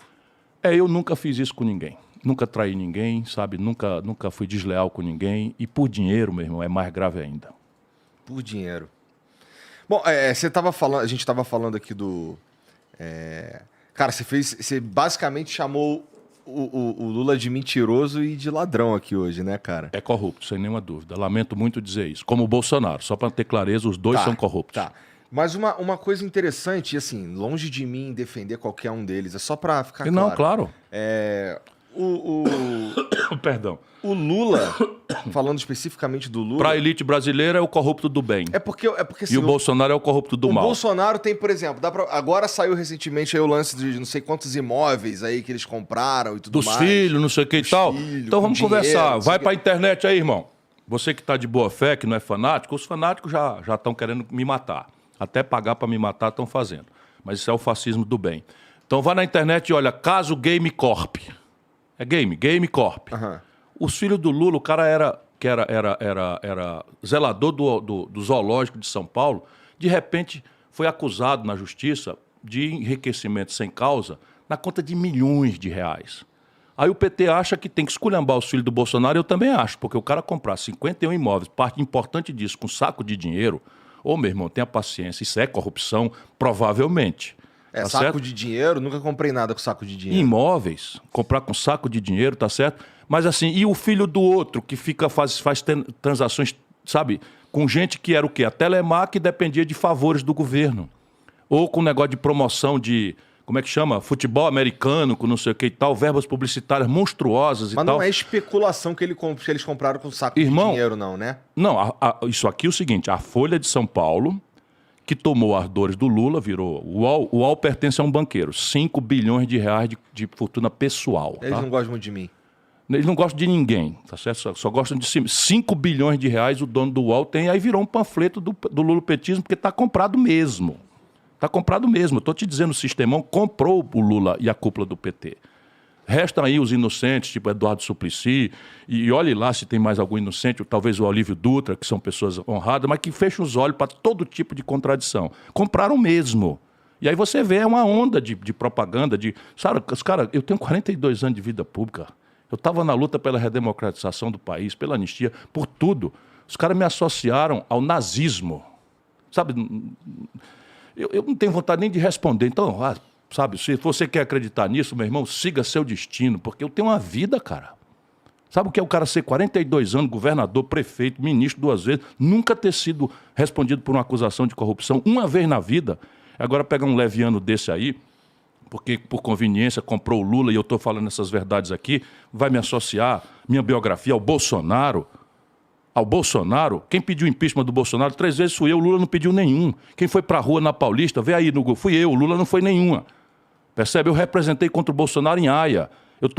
Pergunta agora no TSE, vê quantas ações eu entrei no TSE, sabe, consegui que o Bolsonaro fosse obrigado a não matar as pessoas por dar autonomia aos estados. Foi uma ação minha, assinada por mim. E o Lula disse que não sabe se o Bolsonaro cometeu algum crime. Eu tenho a fita de vai nas minhas redes. Percebe? É muita canalice, irmão. É muita canalice. Isso que você diz aí... Mas eu não tô aqui fazendo mimimi, não. Eu tô lutando. Sobre nunca ter sido... Não tem nenhum escândalo de corrupção na tua vida e tudo mais. Nenhumzinho, nem pra ser absolvido. Foi por isso que tu disse que se o Moro fosse na tua casa lá, tu ia recebê-lo na bala? Isso foi uma expressão infeliz, mas eu nunca usei arma na vida. Só para dizer, então, eu não tenho arma, portanto, seria uma mentira. Uhum. Eu jamais receberia ninguém a bala, porque eu não tenho revólver. Não tenho revólver. Não, eu também não acho que tenha sido... Foi uma expressão que é o seguinte, eu fiquei muito indignado, veja como é injusta a vida. O Lula te defendeu nessa, inclusive. Mas é porque eu fiz isso defendendo ele.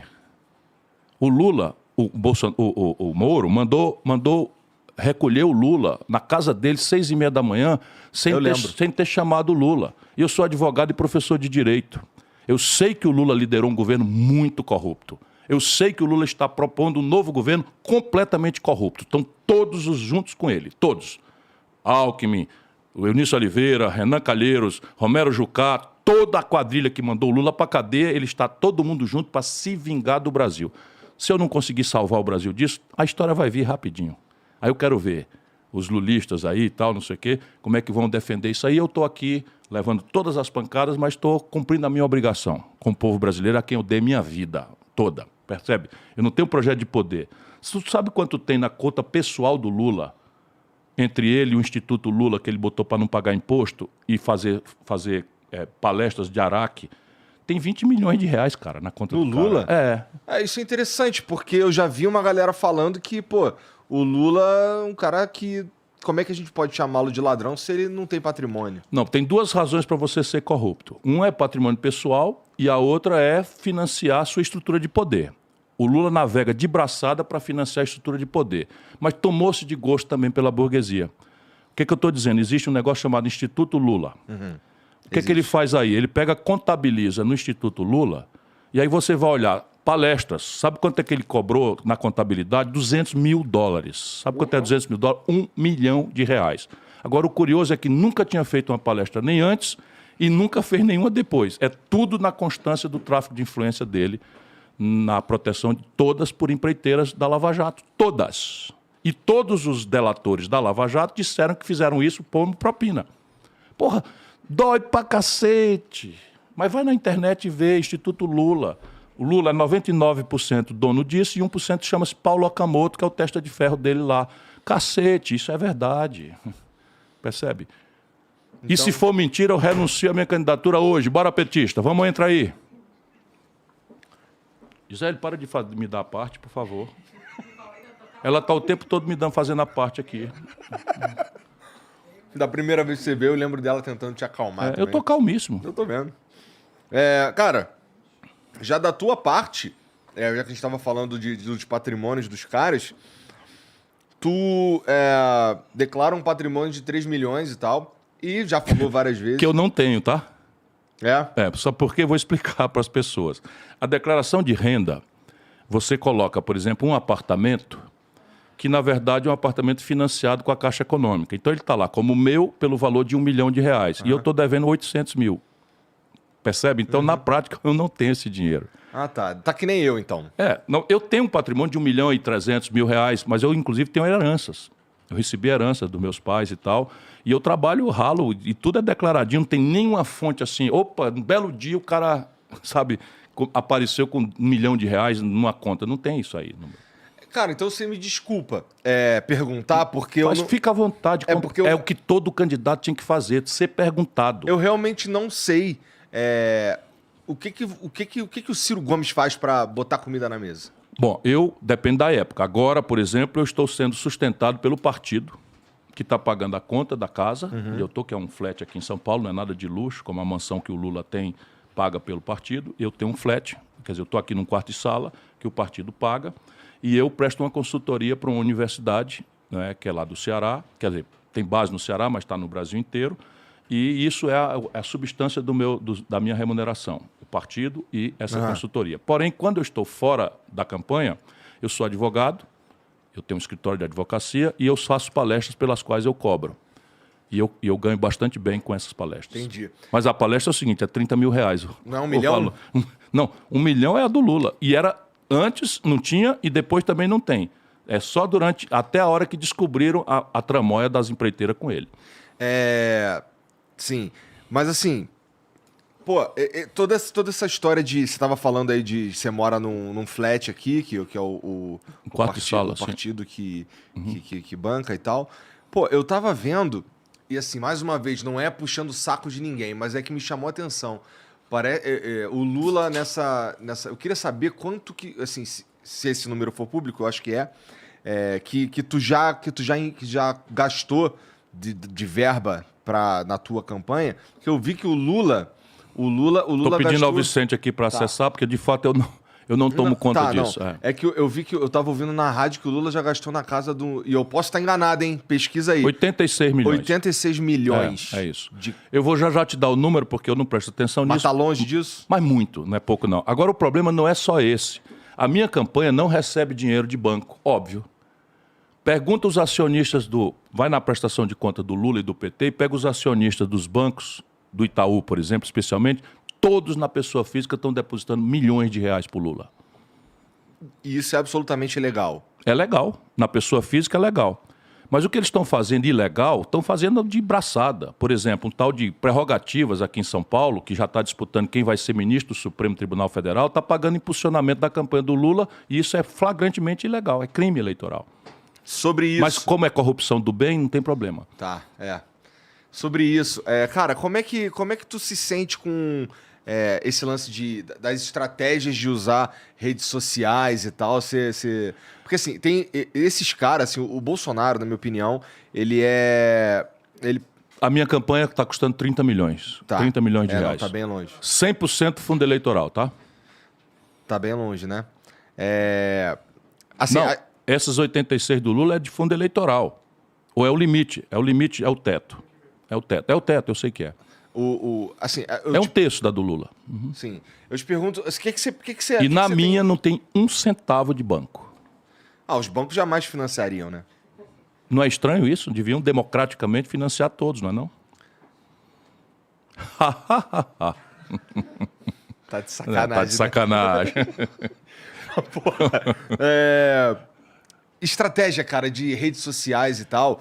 Como é que vocês enxergam vocês, eu quero dizer assim, a galera que tá Sim. pela tua campanha e tudo mais. Porque assim, redes sociais, assim, eu vejo que majoritariamente, assim, apesar de que a tua também é bastante engajada, mas se você for pro Twitter lá, tem uma galeraça, assim, que segue a estratégia do Lula, uma galera segue a estratégia do Bolsonaro. O Bolsonaro tem estratégias em outras redes sociais também. Quanto tempo da tua vida tu gasta prestando atenção nisso, cara?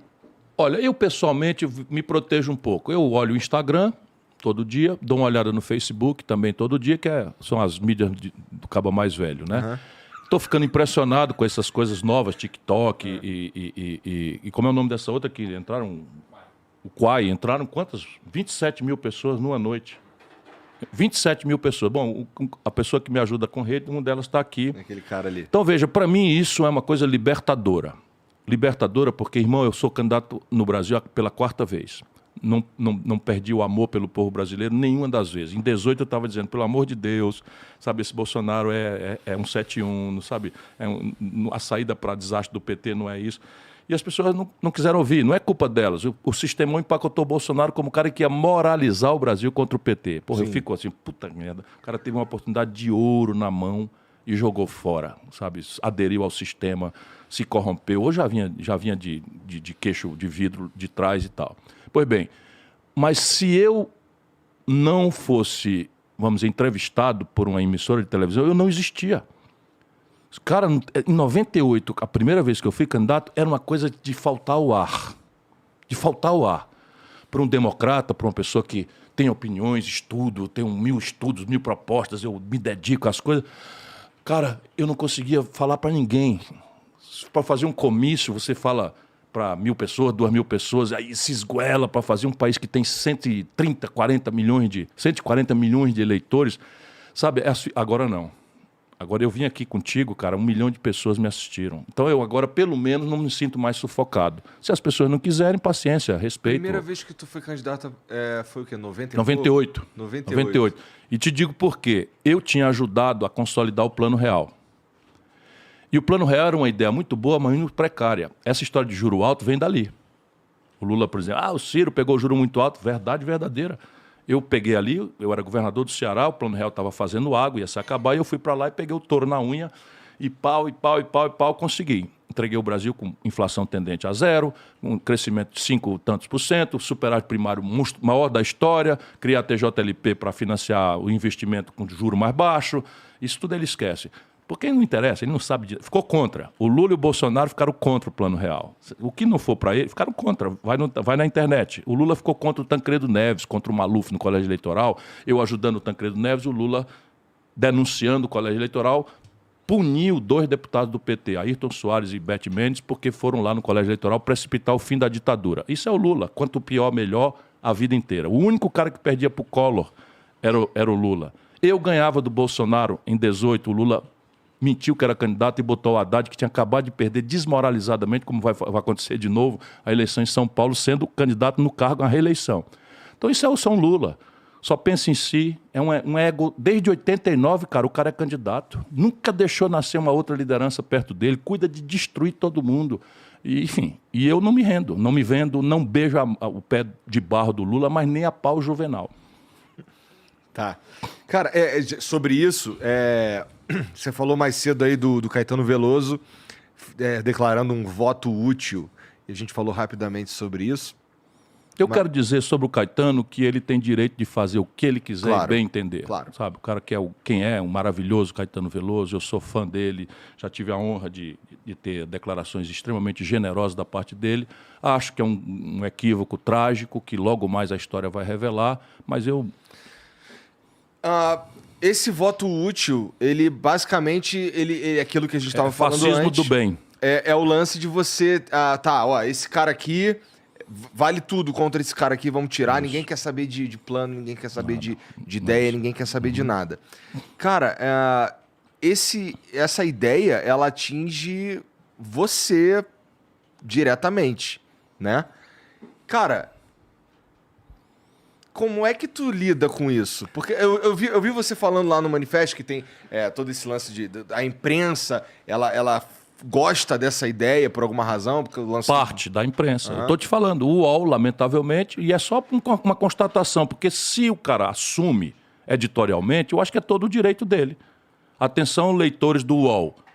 Eu pertenço ao grupo PagSeguro, do fulano de tal Frias, que é um bilionário e tal, e nós achamos que o bom para o Brasil é o Lula. E pronto, está tudo certíssimo de fazer. Percebe? O que eu fico constrangido é com a morte do jornalismo. Porque o jornalismo é um elemento essencial para a democracia.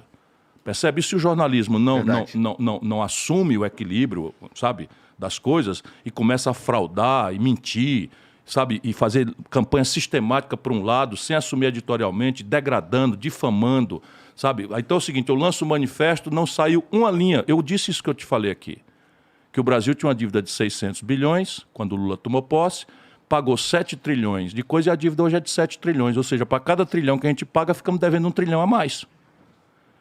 E assim, na Folha sai que eu disse que ia brigar e tal, e depois sai 50 artigos esculhambando, está desesperado, falou mal da imprensa porque não corre na pesquisa. Sabe, eu conheço isso tudo muito bem, percebe? Só machuca para um democrata. Por exemplo, ontem eu fui solidário com o UOL, anteontem, fui solidário com o UOL porque um juiz arbitrário censurou as reportagens do UOL. E eu, para defender a liberdade de imprensa e do jornalismo, defendi a liberdade do UOL de fazer. Então eu cumpro a minha parte, mas eu estou envergonhado com o que certos setores da elite brasileira têm feito, sabe?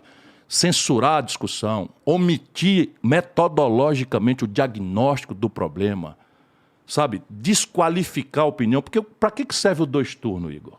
O 2 turnos serve o seguinte, como é um país que tem 27 culturas políticas, cada estado é uma, 32 partidos representados no Congresso Nacional, o primeiro turno é para que cada grupo de valores se apresente. Se ele for majoritário, ele vai para o segundo turno. Mas o outro se apresenta do tamanho que era. Então você pode ter um terceiro lugar poderoso. E qual é o papel desse terceiro lugar?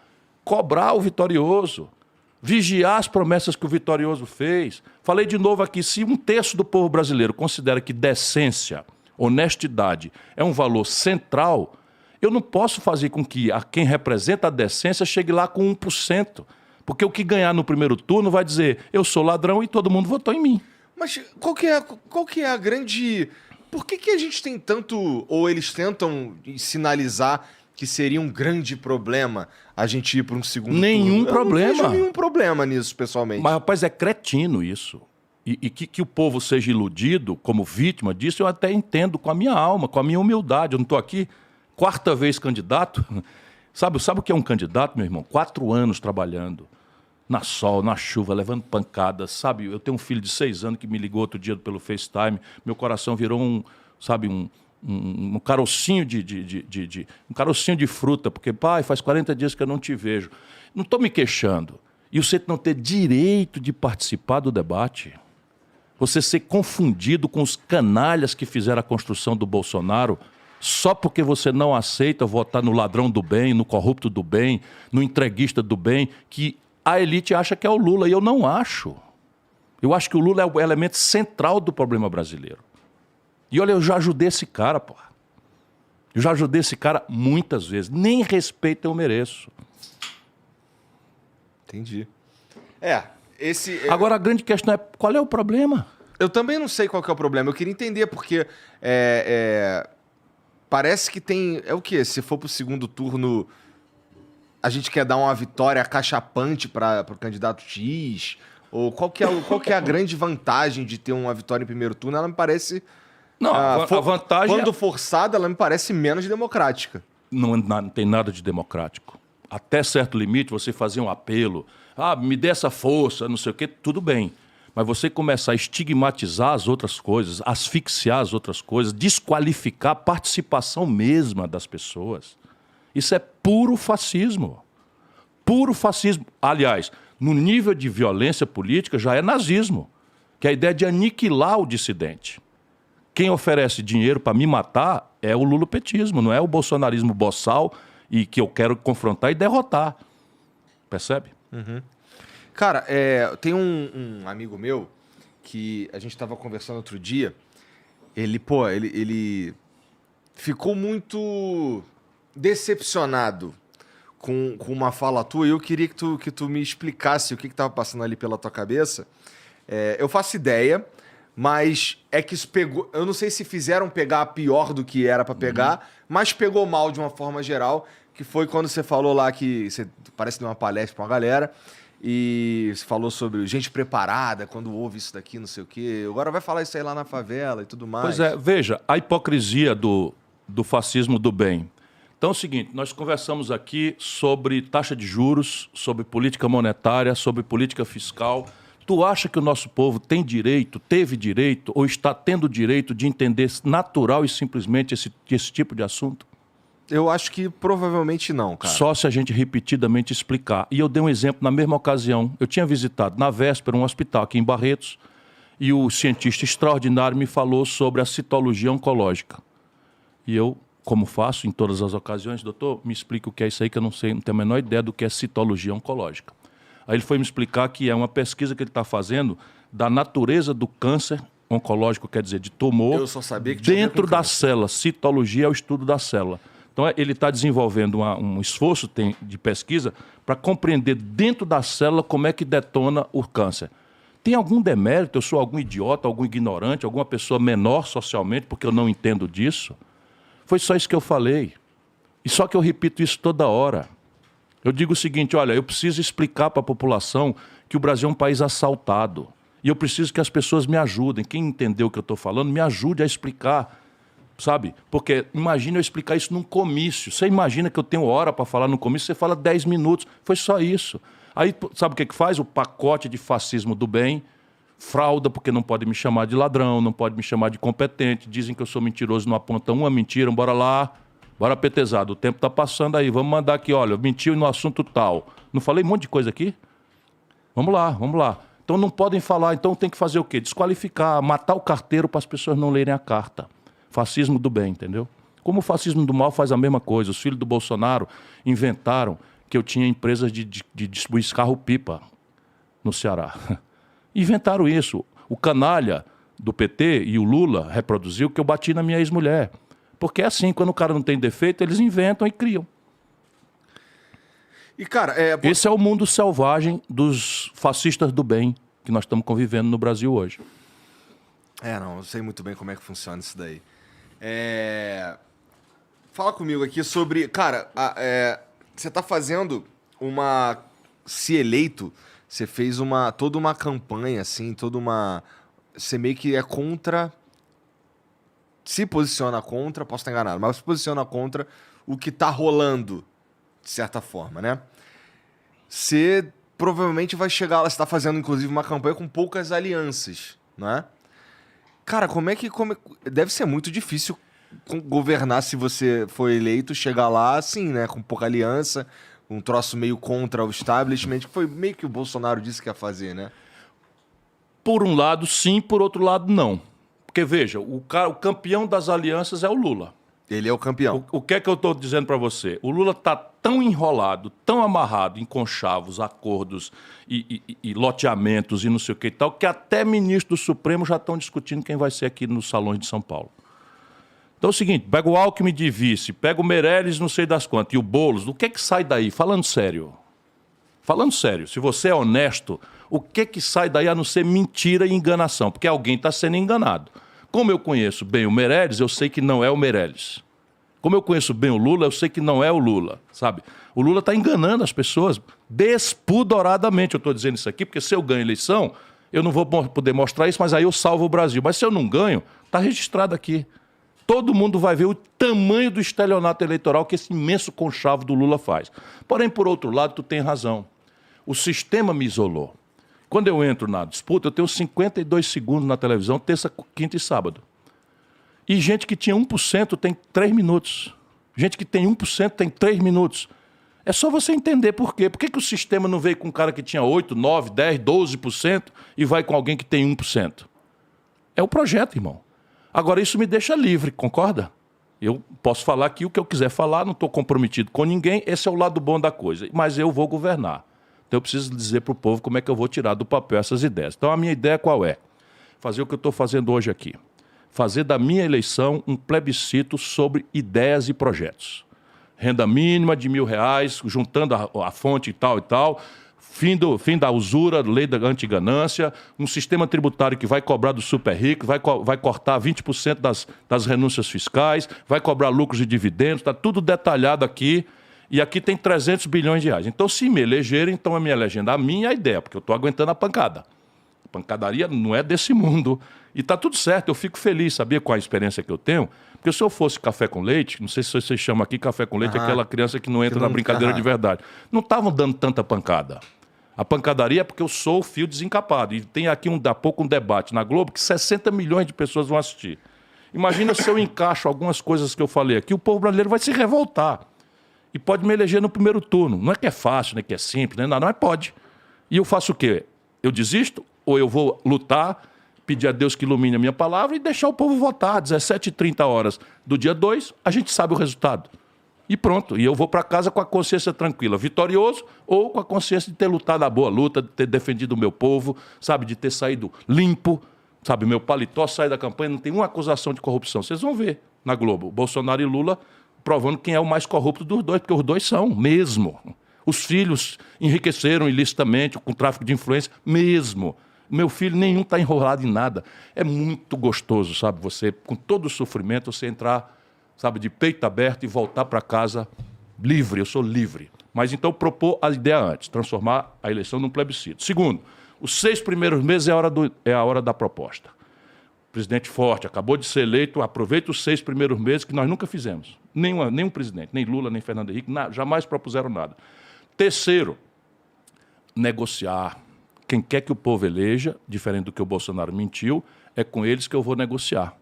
Porque eu não sou candidato a ditador, sou candidato a presidente do Brasil com o compromisso de reconciliar o Brasil, acabar com essa crônica de ódio que está rachando a nossa nação, dividindo amigos, dividindo famílias, insulto, agressão, sabe, muito ódio. Eu quero pacificar o Brasil. Como é que eu vou negociar, entretanto? Aí que está a diferença de um homem experiente. Eu vou fazer um acordo com os governadores e prefeitos. Por quê? Porque os deputados só respeitam mais governadores e prefeitos que garantem suas eleições do que o lobby e a corrupção. Os estados estão quebrados, Igor, quebrados. 23 dos 27 estados estão quebrados. A dívida toda dos estados são 600 bilhões de reais.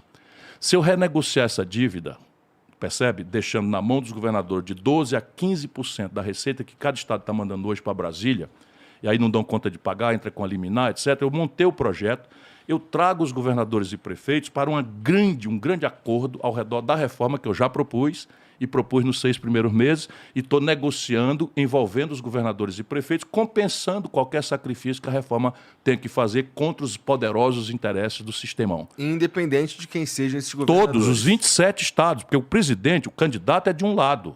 O presidente Ciro Gomes será o presidente de todos os brasileiros. Todos mesmo. Pergunta como é que eu governei o Ceará. Isso é o que eu ofereço. Sabe, uma vez governador, eu não sou como o PT, que governa só para os seus e estigmatiza o nós contra eles. Aí apareceu o Bolsonaro, que é o eles contra nós. Resultado, está aí o país ferrado e destruído. Eu vou reconciliar a nação brasileira.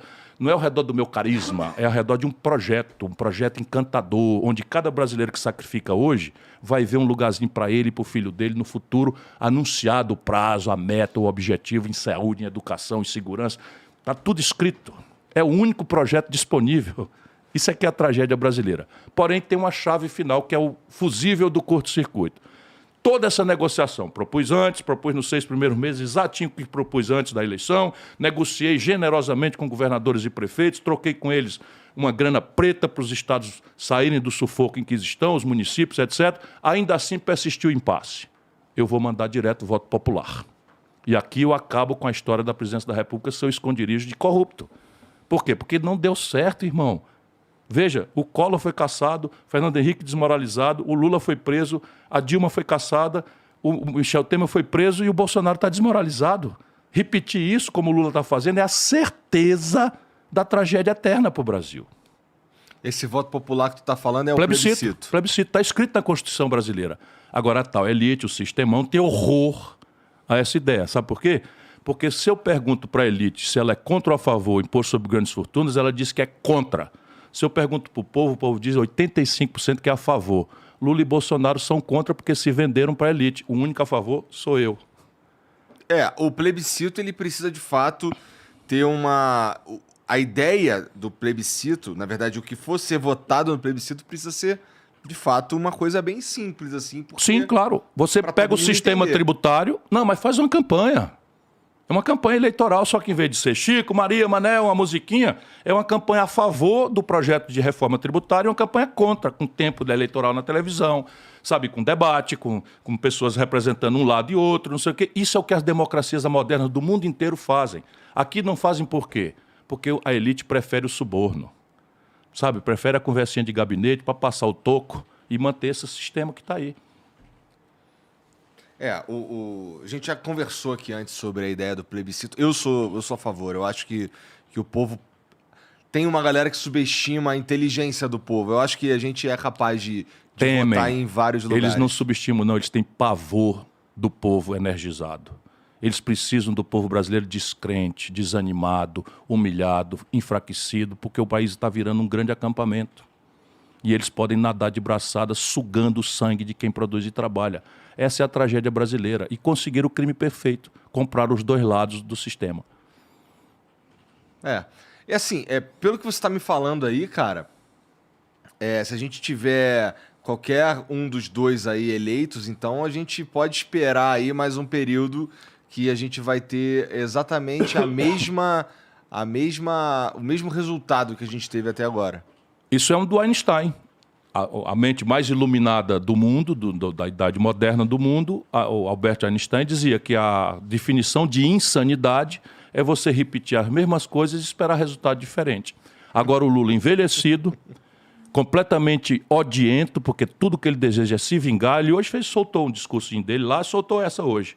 Que o país vai ter que indenizar o que ele sofreu, não sei o que e tal. Tudo que ele tem hoje é de ódio muito no coração e é um mentiroso, sabe? Está fazendo então a apologia do grande acordo. Só que o grande acordo é o Alckmin, vice. Ô, irmão da periferia de São Paulo, o que é que tem a ver o discurso do Boulos com o discurso do Alckmin? Percebe? Do que pode sair daí se não enganação? É isso que está aprazado para o Brasil. Eu estou lutando feito um condenado para ver se o povo acorda. Eu acho muito estranho também, mas, por outro lado, me parece um movimento político muito inteligente. É inteligentíssimo para ganhar a eleição sem se comprometer com nada. E usa o espantalho do Bolsonaro. Então, o Brasil vale tudo porque eu sou contra o Bolsonaro. Olha, eu sou contra o Bolsonaro também. Gol de quem? Gol de quem? Gostei. É gol de quem, é isso. Cara, e assim, como é que tu enxerga uma galera assim do PDT pedindo voto útil no Lula também? Diz um nome, só para tu ver o nível da mentira do Lula. Bom, eu não sei o nome. É ótimo, porque ninguém sabe. Mentira, eles pegaram um camarada, que eu não vou nem dizer... Isso, anota o nome aí, Gabriel Cassiano.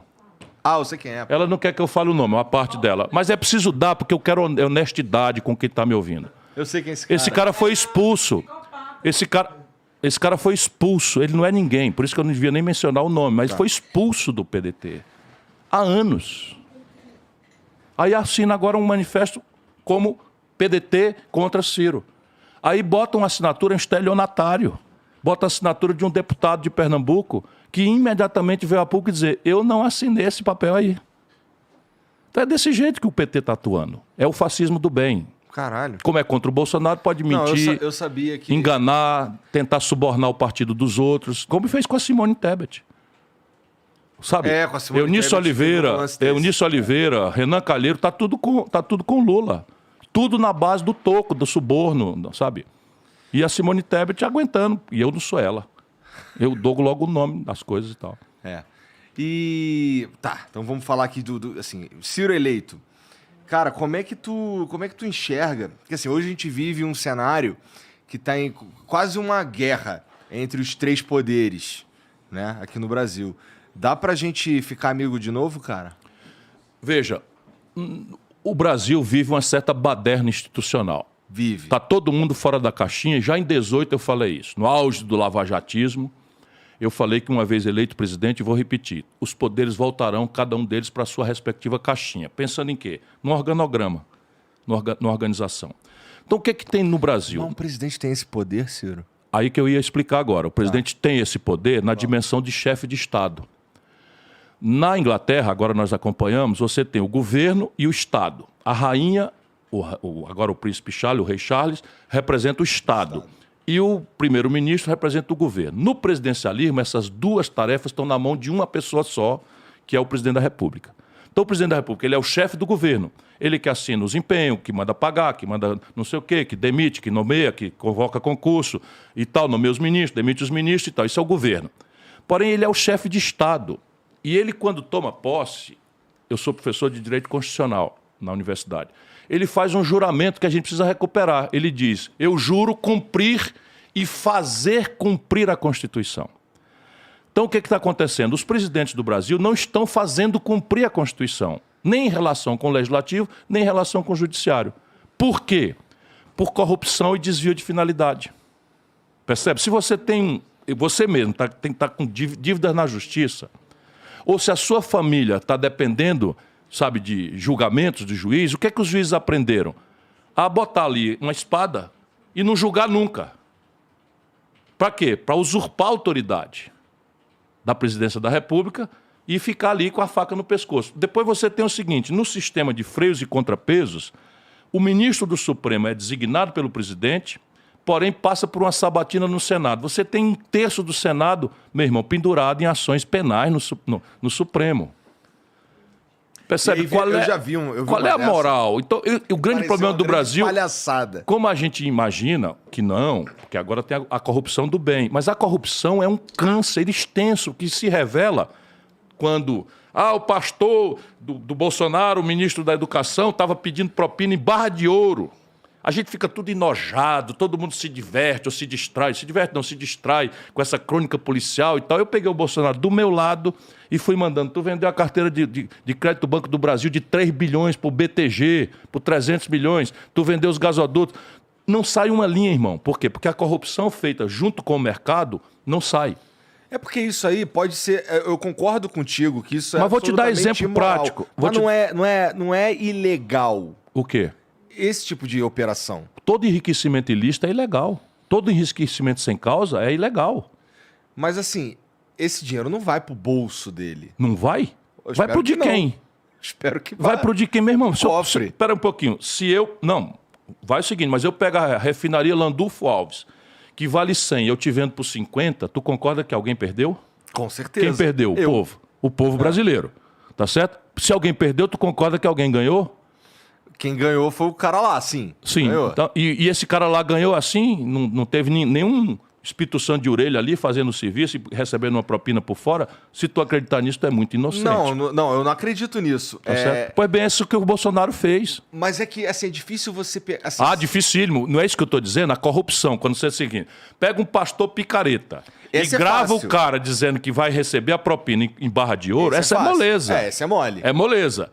Mas essa é a corrupção do pequeno, que é trágica, porque está aí generalizada. Roubaram na vacina, roubaram no MEC, roubaram não sei aonde, roubaram não sei aonde e roubaram não sei aonde. Cara, e eu comecei a dizer, o tempo acabou.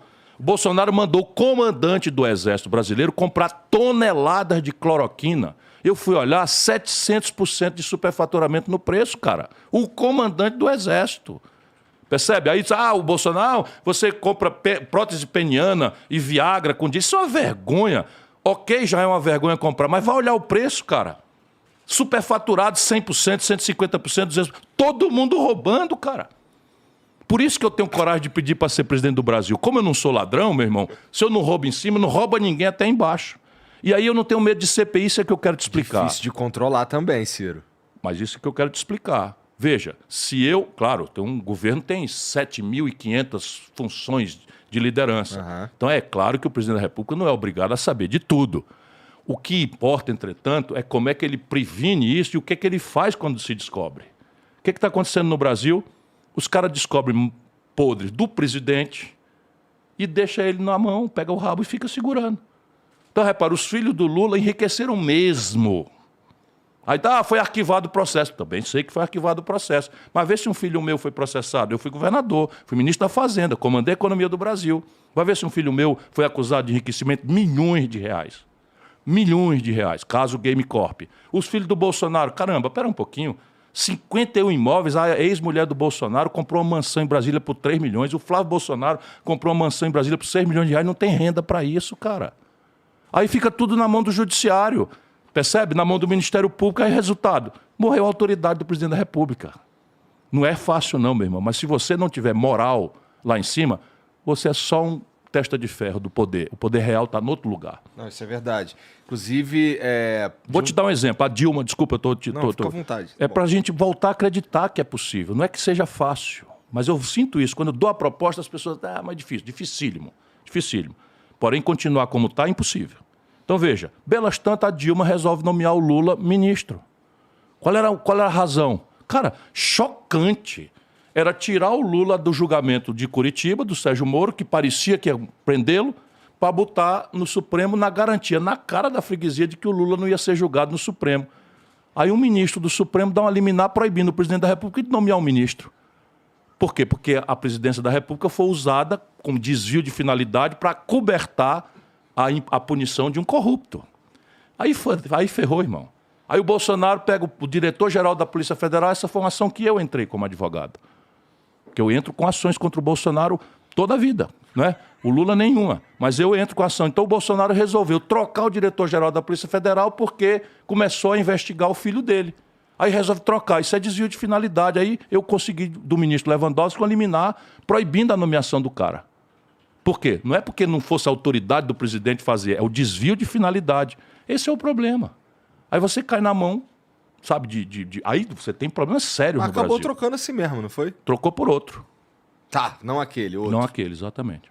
Entendi. É um desastre. Está apodrecendo, a nação brasileira está apodrecendo e eu tenho esperança de ajudar a sanear isso. Senão, eu vou para casa. Ir para casa significa... Ir para casa. 2026... Não, tô fora. É? Tô fora. Tô fora por duas razões. Se eu ganhar, eu quero acabar com a reeleição, que é a mãe de todas as safadezas. Tá. À medida que você entra no poder... Eu gosto disso. Você entra o Bolsonaro prometeu. Resultado, por causa da reeleição, se filiou no partido do cara que foi condenado no mensalão. Aí ferrou, meu irmão. Perdeu a moral completamente. E eu fico triste, sabe? Porque, de novo, o Brasil é uma oportunidade de ouro de tirar uma quadrilha orgânica e vai lá e faz tudo igual. Sabe? Porque isso daí que você está falando aí é interessante, porque eu lembro que quando surge o Bolsonaro, a ideia do Bolsonaro, eu já tinha um monte de ressalva. Quando eu fazia vídeo de jogos, em 2016, 2017, quando começa a surgir esse burburinho, esse fenômeno, eu fico assim, fica esperto, isso aqui é esquisito, pô, o cara já é deputado há mó tempão, não tem nada de novo aí e tal. Mas o Bolsonaro, ele aparece, de fato, como um rompimento com toda a estrutura que tinha antes. Eu acho que é uma análise... Eu acho que grande parte do povo brasileiro estava olhando que, pô, esse cara aqui, eu pelo menos não sei o que vai dar. O Lula, ele parece muito o PT, parece muito hábil em enfiar os tentáculos pelo poder e se apropriar dele e tal, que eu não acho que o Bolsonaro é muito capaz nesse sentido. Então, parece que ele é menos nocivo. Tu toma 4 mandatos, compara com 1, a prática é a mesma. Isso aí. Se o Bolsonaro ficasse 4 mandatos, daria rigorosamente na mesma coisa, por uma circunstância. O que ele foi fazer no partido do Valdemar Costa Neto? Sabe, ele foi para lá para se render ao sistema. Por que os filhos estão todos ricos, sem ter atividade privada nenhuma? Percebe? Tudo na política. Eu conheci o Bolsonaro, pô, muitos anos atrás. E veja como o sistema é cruel no Brasil. O Bolsonaro, em 1993, eu era governador do Ceará, e o Bolsonaro fez um discurso propondo o fechamento do Congresso brasileiro, e eu defendi a cassação e a prisão dele. Eu depois denunciei o Bolsonaro, que defende arma para todo mundo. O Bolsonaro, treinado como militar em mexer com arma, foi assaltado. E levaram a arma dele. Levaram a arma dele, ele mijou nas calças, sabe? E essa arma foi matar outras pessoas e assaltar outras pessoas. Então eu conheço essa figura, mas veja o que é que o sistemão que eu estou lhe falando empacotou. O sistemão empacotou o Bolsonaro como o cara que ia moralizar o Brasil contra a generalização da corrupção produzida pelo Lula e pelo PT. E mais, uma resposta racional, aspas, liberal, à tragédia econômica que o Lula e o PT produziram e que ele agora fez uma lavagem cerebral e todo mundo esqueceu. Todo mundo esqueceu que o desemprego sai de 5,5% para 12% com o PT. Ele pega só a faixa dele no segundo mandato em que o desemprego cai para 4,5%, 4,5%. Ele expande o crédito de 12% para 55% do PIB. Isso é o pavor que eles têm, porque eu estudo, eu estava lá, eu ajudei inclusive. De 12% para 52% do PIB, e o povo sai do crediário farto para o SPC. Por quê? Porque na mesma data as letrinhas pequenininhas era o maior juro do planeta Terra. Então todo mundo se lembra do dia que teve acesso ao crediário e esquece que o crediário foi que ferrou as pessoas. O Lula é campeão disso. Cara, o Lula tirou 43 bilhões de reais dos cofres públicos e criou um empréstimo para a garotada pobre estudar em universidades particulares com fiéis. 43 bilhões foram parar tudo no bolso dos maiores conglomerados de educação do mundo. Nome, Croton. Nome do empresário, Valfrido Maris Guia. O Lula anda no jatinho dele, vive hospedado na mansão dele, na beira do lago, não sei o que, tal, do Lago de Furnas. E eu não estou falando isso para falar mal de ninguém, estou dizendo só como eu sou sério. Quem apresentou o Valfrido para o Lula fui eu.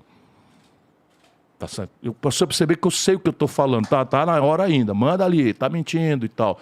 Pois bem, nasceu o maior conglomerado de educação privada do mundo, não é nos Estados Unidos nem na Alemanha, é no Brasil, e ficaram, sabe, milhões de garotos endividados, 130, 120, 150, 200 mil reais. Destruiu-se a qualidade do ensino superior. 82 de cada 100 rapazes e moças que se formam em direito, a minha profissão, não passam no exame de ordem. O país está apodrecendo com esse tipo de coisa. Então, foi muito bom o FIES, ele está prometendo que vai voltar com força o FIES. Tu percebe? A Colômbia dá 42 vagas para cada 100 garotos de 18 a 25 anos na universidade, o Brasil dá 18 nessas arapucas. Vamos ouvir, vamos continuar, vamos repetir a mesma coisa para você ver onde é que vai dar. Bom, sobre educação, não é nem sobre educação, é que assim, o que tu pensa sobre essa ideia do teto de gastos? De novo, é uma grande mentira. Não existe nem na literatura e nem em nenhum país do mundo. E o que tu vai fazer? Eu vou fazer o que eu fiz a vida inteira. Nunca gastei um centavo mais do que eu arrecadei como prefeito da 5ª cidade, governador do 8º estado e ministro da Fazenda, que comandou a economia brasileira. Por quê? Porque não existe lei no mundo, sabe, que resolva a contradição que nós chamamos de conflito distributivo. Você tem uma sociedade demandando... Vamos pensar juntos. Você acha que o Brasil tem mais ou menos polícia do que precisa? Eu acho que tem menos polícia do que precisa. Você acha que o Brasil tem mais ou menos médico para a população do que precisa? Menos. Você acha que nós temos mais ou menos professores do que precisamos? Menos. Evidente. Então, veja, nas funções do Estado mínimo, segurança, saúde e educação, nós temos menos do que faz. Então, tem uma demanda da sociedade brasileira por qualificar a educação e saúde. E sabe o que é que o teto de gasto manda fazer? Manter o gasto atual mais 6% por 20 anos. Sabe quantas pessoas nascem no Brasil em 20 anos? 54 milhões de pessoas. Tu não vê que... Sabe, você nasceu cachorrinho, você botou uma argola de aço no pescoço do cachorrinho pequenininho, o cachorro vai crescer e o que é que vai acontecer com essa argola? Vai decapitar o cachorro. E é o que nós estamos exatamente fazendo hoje. Sabe quantos dias se praticou essa aberração no Brasil, de verdade? Nenhum. E sabe quem é o autor do teto de gastos? O Meirelles. Sabe com quem o Lula estava anunciando a grande frente ampla agora, junto com o Boulos e a Luciana Genro? O Meirelles. Você não está vendo, meu irmão? Acorda, pelo amor de Deus. O teto de gastos, ele, pelo menos quando ele começou, quando a galera propôs e tudo mais, ele tinha um apelo interessante, que era parar a gastança desvairada, mas não... Mas tu acabou de dizer que gasta menos em saúde, educação e segurança. É verdade. Agora eu vou te dizer infraestrutura, que é um número que não se conhece tanto. Sabe quanto é que custa para o Brasil manter a infraestrutura que nós temos hoje, estrada, porto, aeroporto, etc.? Custa 3,5% do PIB. Tá. Sabe quanto é que nós estamos aplicando? 1,6%. Ou seja, a nossa infraestrutura está tudo caindo aos pedaços. Então, por onde você olha, só tem um gasto fora do quadro. Esse não é coberto pelo teto de gasto. Juro para banco. Porque não é para ser austero, eu topo. Vamos botar juros junto, ver se eles topam. Eu estou te dizendo, eu nunca gastei um dia na minha vida de homem público, prefeito de capital, governador de estado, ministro da Fazenda, nem um dia. Vai no Google e vê qual é o maior superávit primário da história do Brasil. 5,2%, 94, Ciro Gomes ministro. E eu precisei de lei para fazer isso? Lá no Ceará, quantos dias eu tive de déficit? Nenhum. Eu precisei de lei para fazer isso? A política é essa. Se tu elege um cara que não tem controle para as coisas, tu paga o preço, cara. Agora, é sério que você quer controlar a despesa? Por que deixa 52 de cada 100 reais do orçamento? Porque juro, deixa eu te falar, é gasto corrente na contabilidade igual gasolina para o carro da polícia, papel higiênico do banheiro da escola, é gasto corrente. Por que gasto com gasolina da polícia e papel higiênico da escola está no teto e juro não está? Pergunta simples. Não é para economizar, equilibrar, fazer as coisas? Nos Estados Unidos, com força de lei, porque aqui é Constituição, eles têm ano a ano um teto de gasto para tudo. Só existe lá, não tem mais encanto nenhum. Então, para tudo. Então, chegou um belo dia, opa, passou da conta, do planejado. Para tudo. Não paga a dívida, não paga carro da polícia, não paga... Aí passa 2, 3 dias o cacete comendo. E aí o que faz? Conserta a conta. Aumenta imposto, diminui despesa, faz um pouco dos dois. E aí eu topo. Vai ver se o banqueirada topa. Que briga que tu vai comprar se tu for Também eleito, só quero cara? ser presidente se for para isso. Se não, fica aí com os que vão presos e desmoralizados e caçados. Eu não sirvo para isso. Entendi. Tá. Ô, Jean, tem mensagem pra nós aí? Algum petista disse que eu menti qualquer coisa?